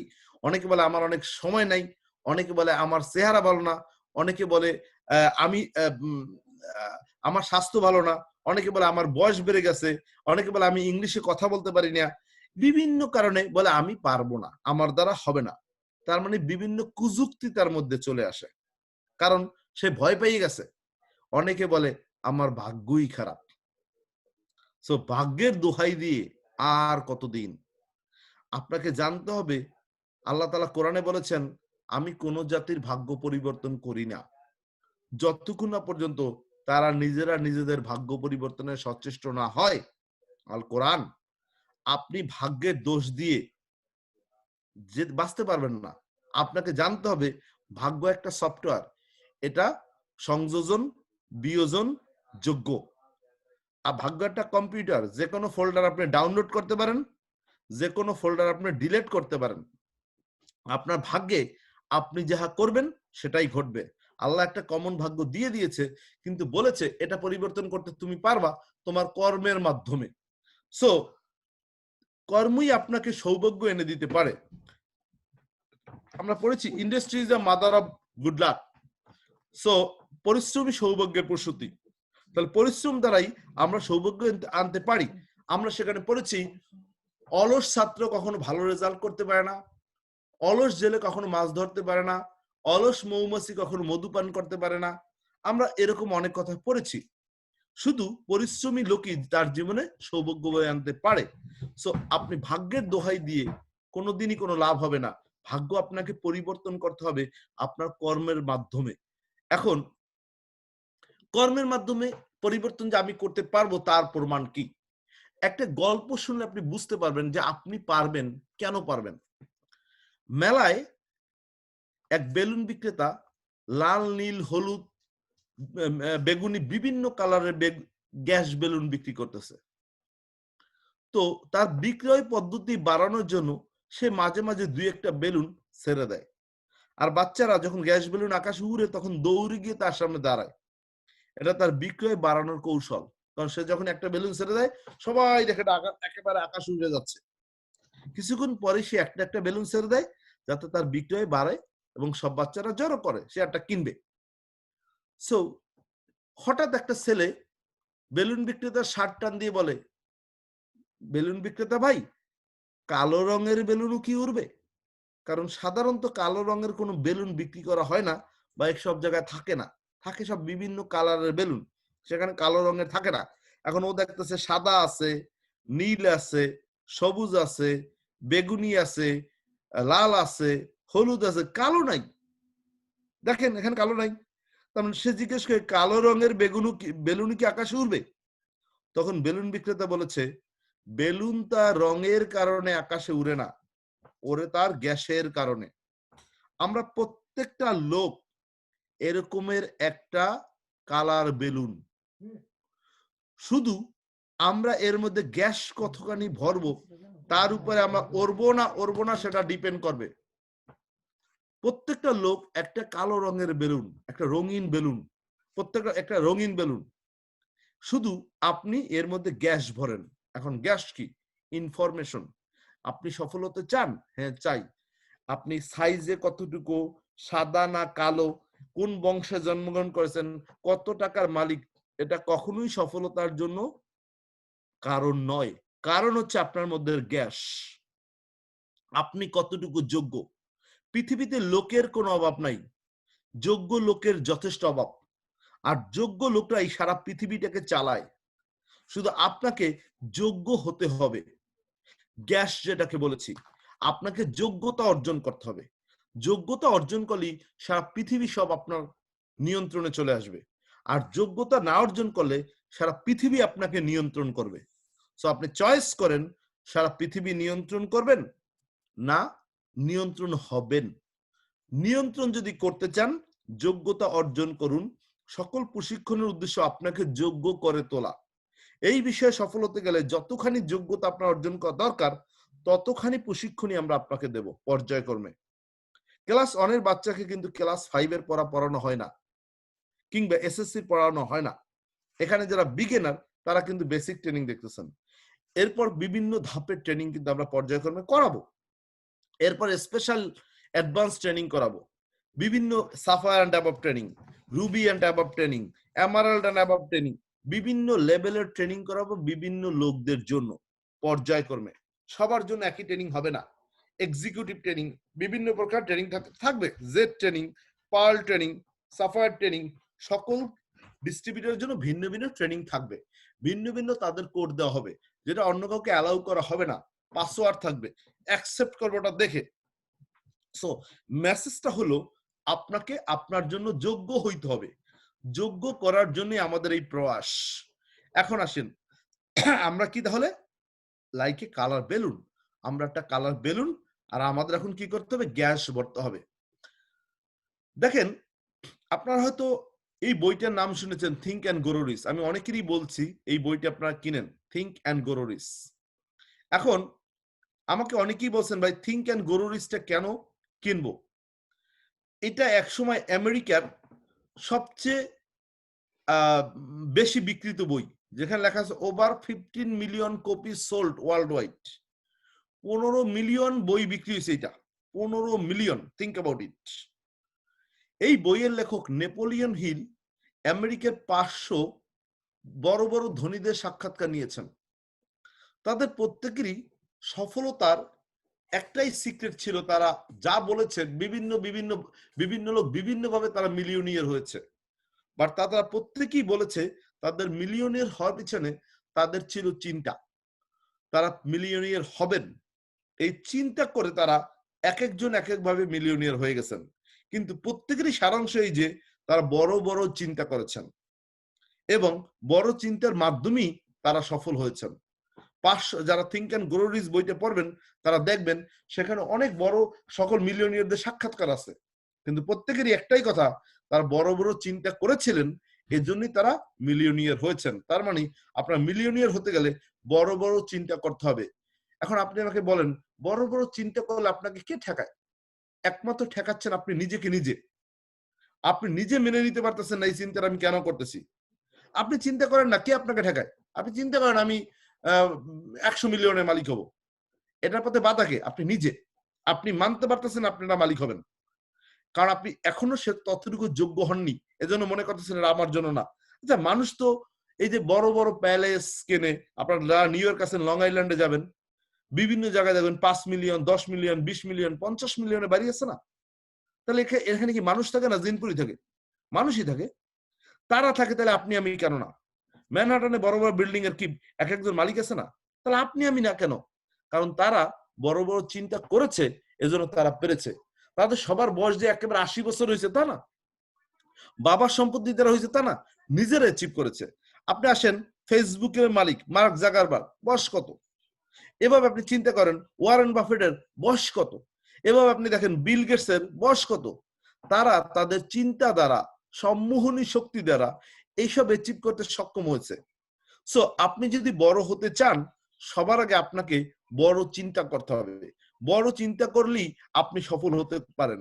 দেখেন মানুষ তো চাঁদেও গেছে, মানুষ কি কোটি টাকার গাড়ি চালায় না? চালায়। তাহলে আপনি আমি কেন পারবো না? কারণ আমরা চিন্তা করতে পারি না। আপনাকে জানতে হবে যে মানুষ জানে সে কোথায় যাচ্ছে, সারা দুনিয়া তাকে পথ ছেড়ে দেয়। যে মানুষ জানে সে কোথায় যাচ্ছে, সারা দুনিয়া তাকে পথ ছেড়ে দেয়। মানুষ তো চাঁদেও গেছে। আপনাকে যদি বলা হয় চাঁদে যাবেন, আপনি কিন্তু থিঙ্কই করতে পারতেছেন না আপনি চাঁদে যাবেন। দ্যাটস ওয়াই আপনি চাঁদে যাচ্ছেন না, কারণ আপনি থিঙ্ক করতে পারতেছেন না। তাহলে প্রত্যেকটা লোক তার থিঙ্কিং এর কারণে, মানুষ তার চিন্তার সমান বড়, সে কত বড় চিন্তা করতে পারে। তো আপনাকে বড় বড় চিন্তা করতে হবে, তাহলে আপনি সফল হতে পারেন। এখন আপনি বলতে পারেন আমি তো অনেকবার ব্যর্থ হয়েছি, আমার দ্বারা কি সফল হওয়া সম্ভব? দেখেন পৃথিবীর প্রত্যেকটা বড় বড় ধনী যারা, বড় বড় সফল পার্সন, তারা সবাই অনেকবার ব্যর্থ হয়েছেন। আপনারা যদি আমেরিকার প্রেসিডেন্ট আব্রাহাম লিঙ্কন, একসময় সবচেয়ে সর্বকালের সর্বশ্রেষ্ঠ প্রেসিডেন্ট আমেরিকার, আপনি যদি আব্রাহাম লিঙ্কনের জীবনী দেখেন, তাহলে আপনি দেখবেন আব্রাহাম লিঙ্কন কতবার ব্যর্থ হয়েছে।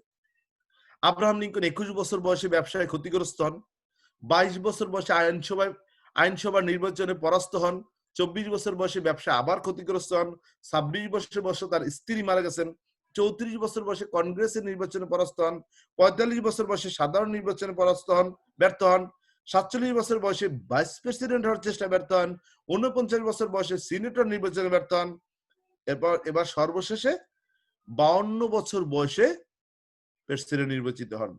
তিনি একটা কথা বলতেন, পরাজয় মানি সমাপ্ত নয়, যাত্রা একটু দীর্ঘ হওয়া মাত্র। পরাজয় মানি সমাপ্ত নয়, যাত্রাপথ একটু দীর্ঘ হওয়া মাত্র। আমাদের অনেকেই বলে ভাই অমুক কোম্পানিতে আমি কাজ করছি, আমি ফেল করছি, আমার দিয়ে হবে না। ভাই 5টা কোম্পানিতে গেছি, কোথাও সফল হইনি।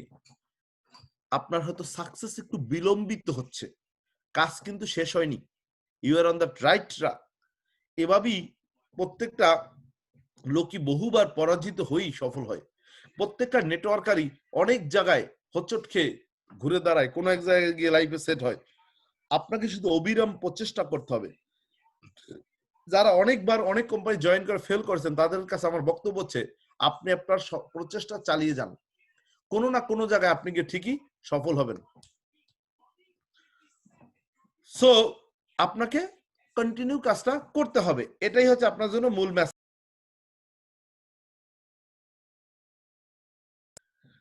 আমরা এই লোকটার কথা হয়তো অনেকে শুনেছি, এন্ড্রু কার্নেগি। আপনারা যদি ডেল কার্নেগির বই পড়েন, তাহলে ডেল কার্নেগি এই লোকটার কথা অনেকবার বলেছেন।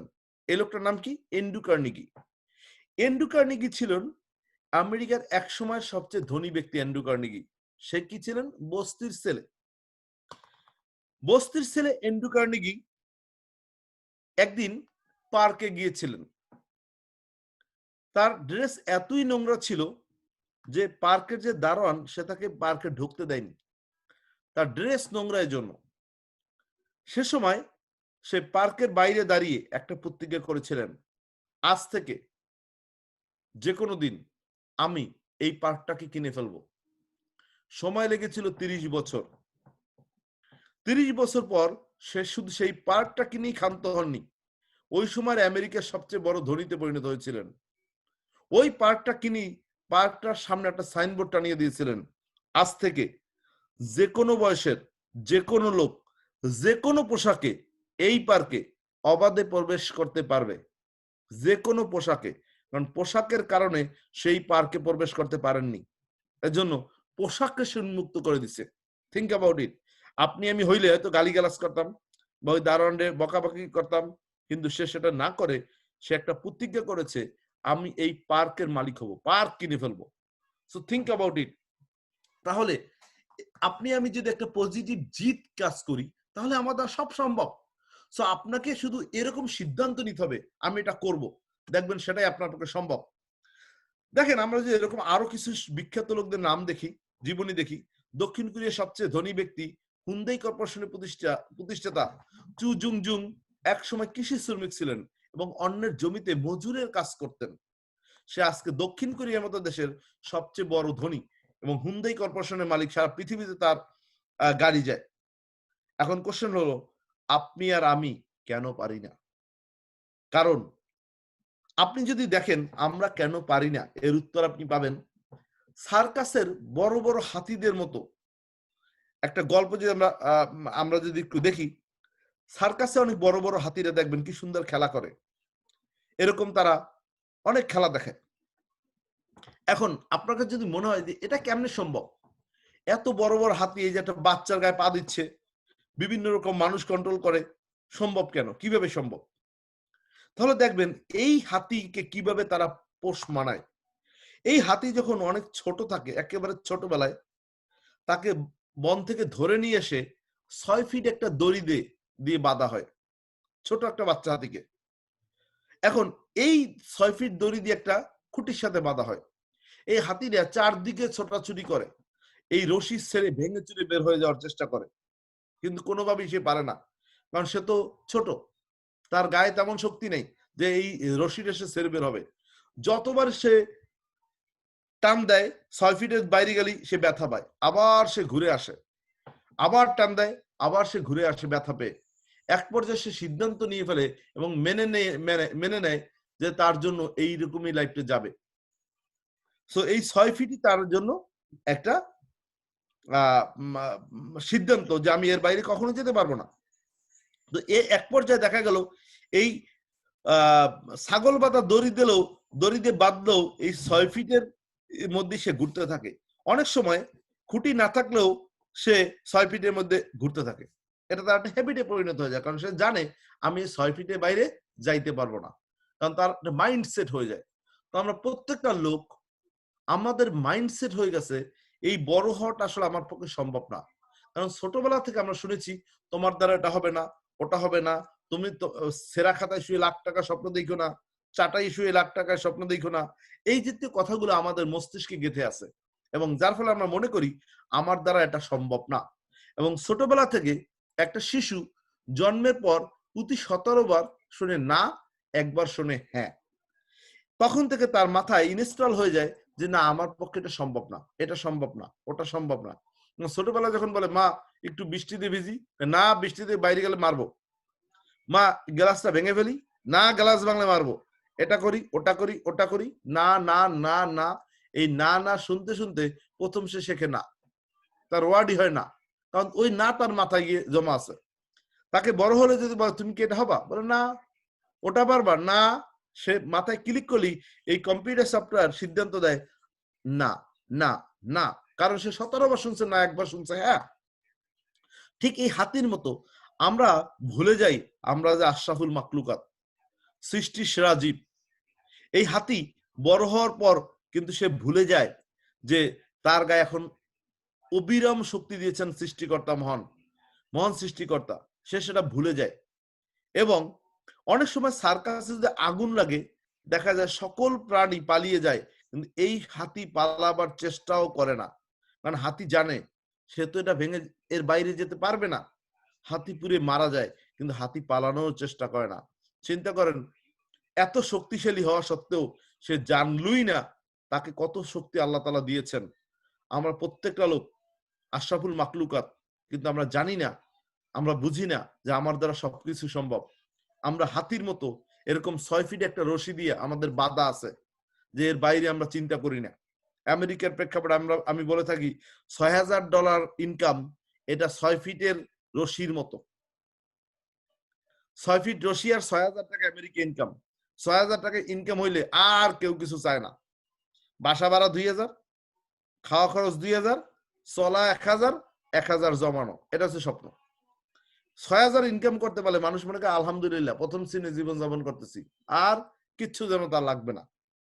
এজন্য $6000 উপর ইনকাম করতে পারাটা অনেক কষ্ট এদেশে, কারণ এদের মাইন্ডসেট দেয়া আছে। অনেক সময় আমাদেরকে এমন ভাবে একটা দারিদ্র্যের দুষ্ট চক্র আমাদেরকে আবদ্ধ করে রাখছে যে এর বাইরে আমরা যেতে পারি না, অনেকটা মধ্যাকর্ষণ শক্তির মতো আমরা এর বাইরে যেতে পারি না। আমাদের ইনকামই 6000 টাকা করে দিয়েছে, কারণ আমাদের চলতে 2000 বাসা ভাড়া লাগবে, খাওয়ার খরচ 2000, 1000 পকেট খরচ এবং অন্যান্য, আর 1000 হচ্ছে সঞ্চয়। এটা হচ্ছে আমাদের মাইন্ডসেট। তাহলে 1000 সঞ্চয় করলে বছরে 12000, 10 বছরে 1,20,000। তাহলে বাড়ির দাম যদি 1 মিলিয়ন হয়, 100 বছর বাঁচতে হইবে, 100 বছর কাজ করতে হইবে, তাহলে আমি $1 মিলিয়ন বাড়ি কিনতে পারবো। So think about it. তাহলে আমাদের সারা জীবন দারিদ্রতার দুষ্ট চক্রী আমরা কাটাচ্ছি, যেন আমরা কোনোভাবেই বড় না হতে পারি। এখন আপনাকে বুঝতে হবে আপনার মধ্যে কি পাওয়ার আছে। যারা পৃথিবীর বড় বড় ধনী, তাদেরও হাত 2টা, পা 2টা, চোখ 2টা, শুধু তারা একটা জিনিসকে প্রসারিত করেছিল, সেটা হচ্ছে চিন্তা, যে আমি পারি। সে থাকবো না কেউ বদ্ধ ঘরে, দেখবো এবার জগৎটাকে কেমন করে ঘুরছে মানুষ যুগান্তরে ঘূর্ণিপাকে, তার এটা বিশ্বাস করে। আর আপনি আর আমরা মনে করি এটা আমার দ্বারা সম্ভব না, এটা আমার দ্বারা সম্ভব না। দেখেন, impossible is a word that can not find in a dictionary. ডিকশনারিতে কিন্তু ইম্পসিবল নামে কোনো ওয়ার্ড নাই, কিন্তু আমরা মনে করি এটা সম্ভব না, ওটা সম্ভব না, ওটা সম্ভব না। আমরা ইম্পসিবলই যেন প্র্যাকটিস বেশি করি, কারণ আমরা মনে করি না যে আমার দ্বারা সবই সম্ভব। যারা কোটি টাকার বাড়িতে থাকে তারা আমাদের চেয়ে অনেক বেশি শক্তিশালী, অনেক ভালো দেখতে, তা কিন্তু না। তারা চিন্তা করেছেন, চিন্তার ফসল সব। আজকে শুধু চিন্তার সাইজটা বাড়ান, আপনার জীবনের লক্ষ্যমাত্রা বেড়ে যাবে। আপনার স্বপ্নের সাইজটা বাড়ান, আপনার অ্যাচিভমেন্টটাও বেড়ে যাবে।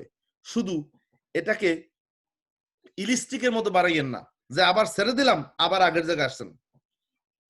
আপনার এখন বাড়ে, বাট ইলিস্টিকের মতো টান দেই, এতখানি আসে, ছেড়ে দিলেই আবার চলে গেছে।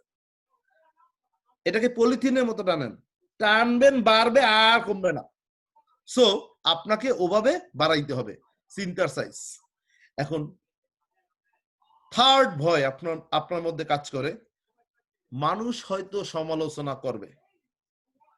দেখেন, মানুষ সমালোচনা করবে, যারা সমালোচনা করে তারা আপনার বাসা ভাড়া দেয়, তারা আপনার খাওয়ার খরচ দেয়, তারা আপনার পকেট খরচ করে, আপনি অসুস্থ হলে তারা আপনার কিছু দিয়ে যায়, কিচ্ছু না। তাহলে আপনি কার জন্য ভয় পাইতেছেন? আপনি হয়তো ভাবতেছেন মানুষ আপনার নিয়ে সমালোচনা করলো, দেখা গেল কারো আপনার নিয়ে চিন্তা করার সময় নেই। আপনি খামোখা ভাবতেছেন মানুষ আপনার নিয়ে কি ভাবতেছে। মানুষের কোনো সময় নেই আপনার নিয়ে ভাবার। জীবনেও কেউ কোনো সময় আসলে ভাবে না। আপনি নিজে নিজে ভাবতেছেন উমুকে কি বলবে, মানুষ কি বলবে। আমরা একটা গল্প জানি, একটা বাচ্চা একদিন তার বাবা বলছিল কূপ থেকে পানি উঠিয়ে নিয়ে আসো। সে বালতি দিয়ে কূপ থেকে পানি উঠাচ্ছিল। তো কিছুক্ষণ পর তার কিছু বন্ধুরা আসলো। তো বন্ধুদের দেখে সে তাড়াতাড়ি ওই বালতিটা কূপের মধ্যে ফেলে দাঁড়িয়ে রইল। মানে বন্ধুদের দেখাইতেছে সে কিছুই করে না, এমনি দাঁড়িয়েছে। কিছুক্ষণ পর বন্ধুরা চলে গেছে, ও তোর বালতি কূপের মধ্যেই ফেলে দিছে। একটু পর বাবা মাইর দিল, তোরে এটা করতে বললাম তুই এটা ফেললি কেন। তো বন্ধুদের লজ্জায় সে বালতিটাও হারাইলো, বাবার মাইরও খাইলো। আমরা সেটাই করি। বন্ধুরা হয়তো দেখলে কি ভাববে, আমরা বন্ধু যদি দেখে আমি পরিশ্রম করি, আমি কি জাত থেকে নিচে নেমে যাব। কাজকে কখনো লজ্জা পাওয়া যাবে না। আপনার কাজ আপনি করে যান। সমালোচকদের কথা কান দেয়া যাবে না। মানুষকে কি ভাববে এই দিন ভুলে যান। হ্যাঁ, আপনি বলতে পারেন ভাই ছোটবেলা থেকে একটা কবিতা পড়ছি, এই কবিতাই তো আমাদের সব সমস্যা করছে। কি কবিতা পড়ছি? করিতে পারি না কোনো কাজ, সদা ভয় সদা লাস, সংশয় সংকল্প সদা টলে, পাশে লোকে কিছু বলে। এই পাশে লোকের ভয়ে আপনি আজকে জীবনে ব্যর্থ হচ্ছেন। এই কবিতাটা একটা মডার্ন রূপ দিতে হবে। কবিতাটা লাইনটা উল্টেই দিতে হবে, তাইলে আপনি সফল হবেন। করিতে পারি যে কোনো কাজ, নাহি ভয়ে নাহি লাস, সংশয় সংকল্প নাহি টলে, পাশে লোকে যাই বলে। পাশে লোকের কথায় কান দেয়া যাবে না। কবিতাটা পাল্টাই ফেলান, তাইলে আপনি সফল হবেন। পাশে লোকে তোরা যে যা বলিস ভাই, আমি ডায়মন্ড হওয়া চাই, এইটা হবে আপনার গোল। কারো কথায় কান দেওয়ার কোনো দরকার নেই, ডায়মন্ড আমার হইতে হবে। এরপর আসো, তারপর দেখবো কে কি বলতে পারো। তাদের সকল কথার উত্তর দেবো ডায়মন্ড হওয়ার পর। আজকে তারা যা বলবে, আজকে তো আজকে আপনার পিছনে যে যা বলবে শুধু শুনে যান, শুধু শুনে যান। উত্তর দেবেন ডায়মন্ড হওয়ার পর। একটা বিলাসবহুল গাড়ি নিয়ে সামনে দিয়ে চালাই দেবেন আর হর্ন দেবেন, সো তখন বুঝবে ইস, ওই যে মমতাজের গান ফাইটে যায়, বন্ধু যখন গাড়ি লইয়া আমার বাড়ির সামনে দিয়া রঙ্গ করে হাইটে যায়, ফাইটে যায়। তো আপনার ওভাবে উত্তর দিতে হবে। উত্তর দেবেন সফল হওয়ার পর, এখন না। এখন শুধু শুনবেন, কান দুইটা তালা মারবেন, মুখটা বন্ধ রাখবেন, শুধু চোখ খুলে কাজ করবেন। উত্তর একদিন আমরা দেব, সেটা সফল হয়। উত্তর দেয়া লাগবে না, উত্তর অটোমেটিক পেয়ে যাবে। গাড়ির হর্ন উত্তর দিয়ে দেবে। সো আমাদের এখান থেকে মাইন্ডসেট করতে হবে। সমালোচকরা কোনোদিন আপনার ভালো চাইবে না। আপনি দামি গাড়িতে চড়বেন, তাদের ছেড়ে অন্য একটা সোসাইটিতে থাকবেন, এটা কি তারা চাইবে নাকি? আপনার কি মনে হয়? সমালোচকরা কোনোদিন আপনার ভালো চাইবে না। আপনার কাছের লোকরাই, আপন লোকরাই, আপনি দেখবেন একটু ভালো আছেন, কত রকমের জেলাস করবে। সবাই চায় আপনি থাকেন, আত্মীয়রাও চায়, বাট তার অনুগ্রহ নিয়ে থাকেন। কেউ চাইবে না আপনি অনেক বড় ইন্ডিপেন্ডেন্ট থাকেন। এর অনেক বাস্তব প্রমাণ আমার জীবনে আমি নিজে অনেকবার দেখেছি। আমার জীবনে অনেক উত্থান পতন হয়েছে, প্রতিবারই আমি অনেক কাছের লোককে অনেকভাবে চিনেছি। যেখানে আমি, যেটা আমার শিক্ষা, সেটা হচ্ছে আপনার সমালোচকরা সমালোচনা করবে, আপনার কাজ হচ্ছে এইটা মনে রাখা, আজকে আজকে যারা তোমায় দেখে বলছে কথা কিছু, দুদিন পরে তারাই তোমার ছুটবে পিছু পিছু। আজকে যারা তোমায় দেখে বলছে কথা কিছু, দুদিন পরে তারাই তোমার ছুটবে পিছু পিছু। তো সমালোচকদের কথা শোনার দরকার নাই, আপনি আপনার কাজ করে যান। আপনি জানবেন পৃথিবীর যত বড় বড় ধনী, তারা অনেক পরিশ্রম করে ধনী হয়েছেন, তারা কোনো কাজকে লজ্জা পাননি। আমরা বিশ্বের সেরা ধনী ওয়ারেন বাফেটের কথা বলেছিলাম, যে 14 বছর বয়সে সংবাদপত্র বিক্রি করা অর্থ দিয়ে ব্যবসা শুরু করেছে। সংবাদপত্র বিক্রি করেছেন তিনি, সেই সংবাদপত্র বিক্রি করা টাকা দিয়ে কি করছেন? ব্যবসা করেছেন 14 বছর বয়সে। তার কথাটা কেন বললাম? তার একটা বিখ্যাত উক্তি খুবই ভালো লাগে, কে কোথায় কি বলে সেটা শুধু শুনে যান, তবে নিজের যেটা ভালো লাগে সেটাই শুধু করে যান। কে কোথায় কি বলে সেটাই শুধু শুনে যান। আপনার এখন শোনার সময়। নিজের যেটা ভালো লাগে সেটা শুধু করে যান। উত্তরটা সময় মতো দেবেন সফল হওয়ার পর। এখন শুধু শুনে যান, শুনে যান, thank you, thank you, thank you, thank you বলে যান। আর জিত করেন ওই দিন উত্তর দেব যেদিন ডায়মন্ড হব। এখন অনেকেই বলে রানা ভাই আপনি আমারে 2টা লোক দিতে পারেন না, আপনি আমারে 5টা লোক দিয়ে দিলেই তো হয়, আপনি আমার একটু আগাই দিলেই হয়, আপনি আমার 2টা লোকের প্ল্যান দেখাই দেন, আপনি আমাকে 2টা লোক ট্রেনিং করাই দেন। আমি আপনাকে আজকে থেকে একটা কথা বলবো, আমি আপনাকে শিখিয়ে দেব সবকিছু। আপনার লোককে আমি প্ল্যান দেখাবো না, আপনার লোককে হয়তো এরপর আমি ট্রেনিং করাবো না, আপনার লোককে হয়তো এরপর আমি জুম মিটিংও আনবো না। আমি আপনাকে শিখিয়ে দেব কিভাবে জুম মিটিং করতে হয়। আমি আপনাকে শিখাচ্ছি কিভাবে প্রেজেন্টেশন দিতে হয়, কিভাবে ট্রেনিং করাতে হয়। আমি আপনাদের স্লাইড দেব, সবই দেব, শিখিয়েও দেব। কারণ আপনাকে সব শিখতে হবে। কারণ একটা প্রাচীন প্রবাদ আছে, যদি আপনি কাউকে একটা মাছ দেন তাহলে তাকে আপনি একদিনের খাবার দিলেন, আর যদি কাউকে মাছ ধরা শিখিয়ে দেন তাহলে তাকে আপনি সারা জীবনের খাবার দিলেন। আমি যে শিক্ষা শিখেছি, যে বিদ্যা অর্জন করেছি সেটা আপনাদের শিখাতে চাই। আপনাদের ডায়মন্ড আপনারাই হবেন। আমি কিভাবে হয়েছি, কি করেছি, সেই সিক্রেট গুলো আপনাদের সাথে শেয়ার করি। আমি যা ফলো করি এটাই আপনাদেরকে এখানে দেখাচ্ছি। আমি কোনো আপনাকে এমন কোনো কথা বলি না যেটা আমি ফলো করি না। কারণ আমরা বলি ওসিয়াত করো না খাসিয়াত না পাল্টাইয়া। আমরা বলে থাকি নেটওয়ার্ক মার্কেটিং এর যারা আপনাকে শেখাচ্ছে তারা পৃথিবীর সেরা প্রশিক্ষক।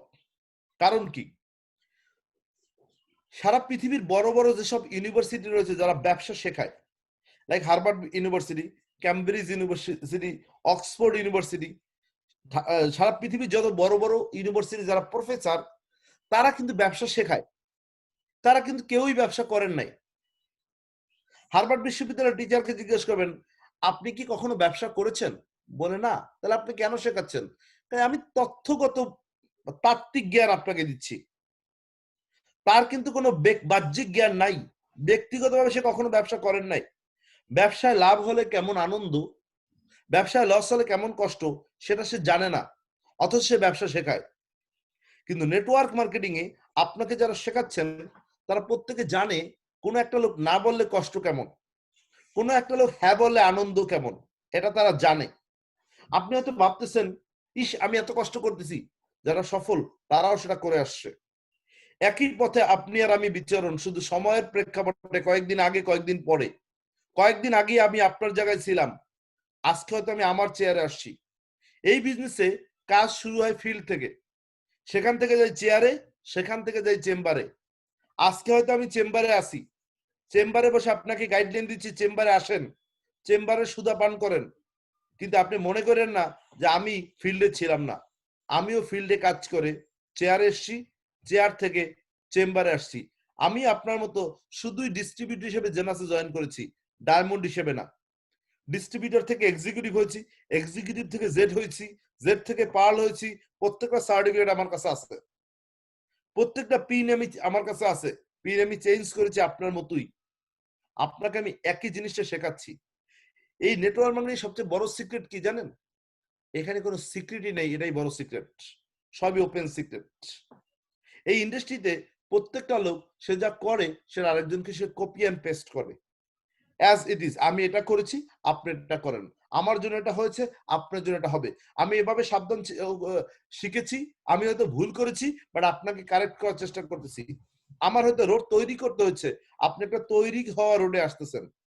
আপনি হয়তো আমার কষ্টের দিনগুলো দেখেননি, আপনি একটা বানানো রাস্তায় গাড়ি চালাচ্ছেন, বাট তিল তিল করে এই প্রাসাদ কিন্তু আমার গড়তে হয়েছে, এই সিস্টেম কিন্তু বানাতে হয়েছে, এই পজিশনে অ্যাচিভ করতে হয়েছে। আপনি আমার সাজানো বাগান দেখতেছেন বাট আমার কষ্টের দিনগুলো দেখেননি। এমনও দিন গেছে যে আমি রাতের পর রাত গাড়ি ড্রাইভ করেছি। এমনও দিন গেছে আমি রাতে খাবার সময় পাই না, দুপুরে খাবার সময় পাই না। এমনও দিন গেছে আমি অফিসে ঘুমিয়েছি। Not have to but I wanted to, because it's about responsibility, it's about commitment. আমি অনেক লোকের সাথে কমিটমেন্ট করেছি তাকে হেল্প করব, অনেক লোকের হেল্প করার মাধ্যমে আমার অ্যাচিভমেন্ট অর্জন হয়েছে। সো আপনাকে প্রত্যেকটা জিনিস শিখিয়ে দিচ্ছে এই কারণে যে আপনি যেন এটা পারেন, এবং এর পাশাপাশি আপনাকে কিছু ইতিবাচক প্র্যাকটিস করতে হবে। যেমন আপনাকে যদি কেউ বলে কেমন আছেন, আমরা অনেক লোক উত্তরে বলি যেমন দোয়া করেছেন। এখন আপনি চিন্তা করেন, কোনোদিন কি কোনো লোকের জন্য আপনি দোয়া করছেন সে কেমন আছে? তাহলে সে মনে মনে ভাবতেছে আমি দোয়া করলে তুমি ভালো থাকো, তাহলে তোমার তো কোনোদিন দোয়া করিই নাই, বাইশে সেটি তো ভাগ্য ভালো। তাইলে আপনি তারে কোনোদিন দোয়া করেন নাই, অথচ বলে যেমন দোয়া করছেন। আপনার এখন থেকে অ্যাটিটিউড হবে, আপনার উত্তর হবে আলহামদুলিল্লাহ খুব ভালো আছি, আলহামদুলিল্লাহ খুব ভালো আছি। এই কিছু কিছু জায়গায় আপনার কারেকশন করতে হবে। যেমন দোয়া করছি, এই কোন রকম আছি, খারাপ না, খারাপ একটা নেগেটিভ শব্দ, না একটা নেগেটিভ শব্দ, দুইটা নেগেটিভ শব্দ দিয়ে বলে ভালো আছি, ডাইরেক্ট বলতে পারে না খুব ভালো আছি। আপনি এখন থেকে প্র্যাকটিস করেন আমি খুব ভালো আছি, আল্লাহ তাআলা আপনাকে ভালো রাখবে। আর আপনি যদি বলেন এই আসি কোন রকম, আল্লাহ তাআলা আপনাকে কোন রকমই রাখতেছে, কারণ আপনি চাইছেন আপনি কোন রকম থাকবেন। আপনি মনে রাখবেন আপনি যেমন চাইবেন আল্লাহ তাআলা তেমনই রাখবে। ইন্নামাল আমালু বিন্নিয়াত, নিশ্চয়ই প্রত্যেকটা কাজের কর্মফল নিয়তের উপর নির্ভর করে। কারণ আপনি মানুষ যেভাবে দোয়া করছে সেভাবে থাকতে চান, আর মানুষ আপনার জন্য কোনোদিন দোয়াই করে নাই, তাহলে আপনি কেমন আপনি যে বাইসে আছেন এটাই তো ভাগ্য ভালো।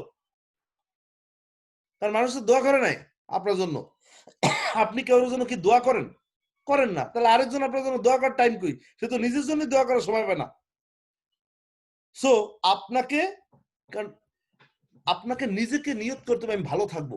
আপনি নিয়ত করেন আপনি ভালো থাকবেন, আল্লাহ আপনাকে ভালো রাখবেন। আর আপনি যদি যেমন দোয়া করছেন বলেন, তাহলে আপনার চিত্র হবে বাম পাশের লোকটার মতো, কোন রকম বেঁচে থাকবেন। আর যদি মনে করেন খুব ভালো আছি, তাহলে চিত্র ডান পাশের মতো খুব ভালো থাকবেন। টোটাল ডিপেন্ড করবে আপনি কোন রকমের চান।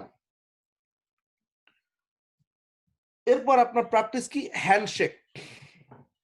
অনেক লোক হ্যান্ডশেক করে কোন রকম, মানে মনে হয় যে না কিছুই লাগে না, হাত মনে হয় যে কোন রকম ভাঙ্গি চুরে পড়ে। আপনি যখন হ্যান্ডশেক করবেন আপনার হাতের উষ্ণতা যেন বিনিময় করেন, হালকা একটা জাকি দেবেন হ্যান্ডশেক করে, যেন সে আপনার জাকি শুনে বুঝতে পারে আপনি ভালো আছেন। আর মরার মতো এরকম দেন, তাহলে বুঝতে আপনি মরে যাচ্ছেন মনে হয়, এই কাঁপতেছেন, কাঁপুনি রুগী। আর আপনি হাত ধরে আপনার হাতে জাকুনি দিয়ে বুঝতে হবে যে আপনি কিছু একটা করতেছেন। আর হ্যান্ডশেক, আবার অনেক হাতের মধ্যে এরকম চুলকায়, এগুলো করা যাবে না। হালকা একটা চাপ দিয়ে বুঝতে দেবে আমি ভালো আছি। দেখবেন সফল লোকদের সাথে হ্যান্ডশেক করবেন, হ্যান্ডশেক করলেই বুঝবেন তার হাতের উষ্ণতা বিনিময়ের মধ্যে বোঝা যায় সে কেমন আছে। আর ব্যর্থ লোকের সাথে হ্যান্ডশেক করবেন, তাও দেখবেন তার হাতের জাকুনি দেখলেই বুঝবেন। আর আমরা তো জানি যত জাকি তত নেকি। সো আপনার একটু দুই একটা জাকি দিতে হবে। আর এখানে যত জাকি তত টাকা। সো জাকি দিতে হবে দুই একটা। এখন আপনি বলতে পারেন যে ভাই এগুলো হইলে লাভ কি? এগুলো আপনাকে ডায়মন্ড বানাবে। আর ডায়মন্ড হইলে কি হবে? ডায়মন্ড হইলে যে কেমন হবে এরা ডায়মন্ড হইলেই বোঝা যাবে। যেমন আমরা রসগোল্লা দেখতেছি, রসগোল্লার টেস্ট কেমন যারা রসগোল্লা খায় না তারা কি বুঝবে? যারা রসগোল্লা খাইছে দেখবেন আমাদের আব্দুল্লাহ রসগোল্লা, জ্যাকসন হাইডের, কি চমৎকার, রাইট? না খাইলে কি বোঝা যাবে? যাবে না। সো এই রসগোল্লা যে খাইছে সেই বুঝবে রসগোল্লার টেস্ট কেমন। ডায়মন্ডের টেস্ট কেমন ডায়মন্ড হইলেই বোঝা যাবে। সো আপনাকে এখনই ডায়মন্ডের টেস্ট নিয়ে চলতে হবে। নিজেকে ডায়মন্ড মনে করে আপনাকে পথ আগাইতে হবে। আর ডায়মন্ড হইলে কেমন লাগবে এটা ডায়মন্ড না হই আপনি বুঝবেন না। এখন যদি বলে ডায়মন্ড হবেন, ইয়েস, মনে হচ্ছে ডায়মন্ড হতে পারবেন, হ্যাঁ পারবেন, মনে হচ্ছে যে আপনি ডায়মন্ড দিতে পারবেন। এখন এখানে আপনিও সফল হইতে পারবেন অবশ্যই। আর যদি ডায়মন্ড হন তারপর আপনার শেষ জীবনটা এরকম রঙে রঙে রঙিন হবে। Best rest of your life will be best of your life. সারা পৃথিবী ব্যাপী আপনি ঘুরবেন ফ্যামিলি নিয়ে, লাইফটা রঙে রঙে রঙিন হবে। হ্যাঁ, তার মানে এখান থেকে কি সফল হওয়া যায়? আর কি অন্যভাবে সফল হওয়া যায় না? যায়। অনেক লোকই আর অনেকভাবে সফল, কিন্তু অধিকাংশ লোক লাস্ট জীবনে খায় আটার রুটি। কারণ ডায়াবেটিক্স, বিভিন্ন রকম রোগ ব্যাধিতে তারা ধরছে, হার্ট ডিজিজ। আর আপনি যদি জেনাসের ডায়মন্ড হন, এখানে উৎকৃষ্ট প্রোডাক্ট, আপনি সুস্থ জীবনযাপন করবেন, সারা পৃথিবী ব্যাপী আপনার জীবনটা এরকম হবে। আর যদি অন্য জায়গায় হন হইতে পারেন, বাট আটা রুটি খেয়ে চলতে হবে। বড় বড় ধনীরা দেখবেন আটা রুটি খায়, কারণ আর কিছু খাইতে পারতেছে না। আপনার লাইফটা সুস্থ এবং সুন্দর এবং সচ্ছল করতে হবে, যেন আটা রুটি না সারা পৃথিবী ব্যাপী আমরা থাকতে পারি। এখন এত কথা বললাম, এটা শুনে যদি মনে করেন যে না রানা ভাই বলছে আর উড়াই দেবো, তাইলে কিছুদিন পর গালে হাত দিয়া আপনার মনে করতে হবে, ইস রানা ভাইয়ের কথা যদি শুনতাম আজকে আমার লাইফটা কত সুন্দর হইতো। এই আফসোসটা আপনার কিন্তু করতে হবে। সো যা বলছি এটা আমল করেন, নইলে গালে হাত দিয়া ঠিকই কিন্তু আপনার আফসোস করতে হবে, ইস রানা ভাইয়ের কথা শুনলাম না, এত বললো শুনলাম না। এতক্ষণ শুনছেন, ড্রিম বাস্তবায়ন করা যাবে যদি শোনেন, সব জীবন স্বপ্ন পূরণ হবে। এবার আপনার প্ল্যান করতে হবে। কি plan? Short term plan, mid term plan, long term plan. স্বপ্ন পূরণের জন্য আগামী 3 মাসে কি কি কাজ করব, আগামী 6 মাসে আমি কি কি কাজ করব, আগামী 1 বছরে আমি কি কি কাজ করব, এই গোল আপনি আজকে সেট করবেন। আমরা সাধারণত 3 মাসে বলি সাফার হন, 6 মাসে বলি সাফার 50 হন, আর 1 বছরে বলি আপনি রুবি ডিরেক্টর হন। তাহলে আপনার প্রাথমিক ছোট ছোট সকল স্বপ্ন পূরণ করা সম্ভব। এরপর 2 বছরে ডায়মন্ড হন, আস্তে আস্তে মাঝারি সাইজের স্বপ্নগুলো পূরণ করা সম্ভব। পরবর্তী 2 বছরে সব বড় বড় সাইজের স্বপ্ন পূরণ হবে ডায়মন্ড হওয়ার পর ইনশাআল্লাহ। সো এই স্বপ্নগুলো বাস্তবায়নের জন্য, প্ল্যানিংটা বাস্তবায়নের জন্য আপনার কি করতে হবে? প্রশিক্ষণ নিতে হবে নিয়মিত। যেমন আগামী 1 তারিখ থেকে আমাদের প্রশিক্ষণ হবে basic training, mindset, yes I can, attitude building, leadership training, product demonstration, mat for success. আমরা নতুন 3টা ট্রেনিং আনছি, mindset, yes I can, attitude building. প্রতি মাসে আমরা 3টা নতুন ট্রেনিং আনবো, আর আগের 4টা ট্রেনিং কন্টিনিউ করব। সো এটা আমাদের আগামী 1 তারিখ থেকে শিডিউল। 1 তারিখ বলতে নেক্সট স্যাটারডে কে আমরা 1 তারিখ মনে করতেছি। স্যাটারডে ট্রেনিং হবে বেসিক প্রোডাক্ট ডেমো, সানডে হবে বেসিক ট্রেনিং, মানডে হবে ইয়েস আই ক্যান, টুয়েসডে হবে ম্যাট ফর সাকসেস, ওয়েডনেসডে হবে অ্যাটিটিউড বিল্ডিং, থার্সডে হবে মাইন্ডসেট, ফ্রাইডে হবে লিডারশিপ ট্রেনিং। এটা হচ্ছে আমাদের আগামী মাসের শিডিউল, মানে দ্যাট মিন্স আগামী স্যাটারডে থেকে আমাদের টাইম শিডিউল এটা।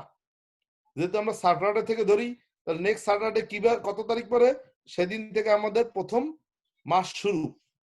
সো উইকটা ঠিক রাখবো, স্যাটারডে থেকে আমরা সবাই এটা স্লাইড নেই, এই ট্রেনিং গুলো আমরা করব। নেক্সট মাসের পার্সোনাল ডেভেলপমেন্ট, নতুন লোকরা কিছু জিনিস পাবেন, ওল্ড লোকরা কিছু জিনিস পাবেন। সো পরবর্তীতে আমরা আবার ঘুরে আবার পরে এই ট্রেনিং এ আসবো, কিছু আগেরটা যোগ করব, কিছু নতুন রাখবো। সো ট্রেনিং ভেরি ইম্পর্টেন্ট, আপনার ট্রেনিং এ মাস্টার হতে হবে। আর ট্রেনিং এর পর অ্যাকশন নিতে হবে। কিরকম action? Personal work, team work. কিছু কাজ আপনি নিজে করবেন, কিছু কাজ টিমের সাথে করবেন। সো এটা হচ্ছে আমাদের অ্যাকশন, তাইলে আমরা হবো সফল। কারণ আমরা শুনেছি সফল হওয়ার জন্য কয়টা কাজ? Dream, plan, believe, dream, plan, training and action. আমরা নিজেরা কাজ করব কিছু, আমরা টিমের সাথে কিছু কাজ করব, যেটা আমরা প্ল্যানিং ফর অ্যাকশনে দেখবো, কিংবা 90 ডেজ রানে দেখবো আমাদের নিজেদের কাজ কি, টিমের কাজ কি। আজকে আর আমরা নিজেদের কাজ এবং টিমের কাজ আলোচনা করলাম না, আজকে এখানেই শেষ। যথারীতি আমরা অতি সংক্ষেপে আগামী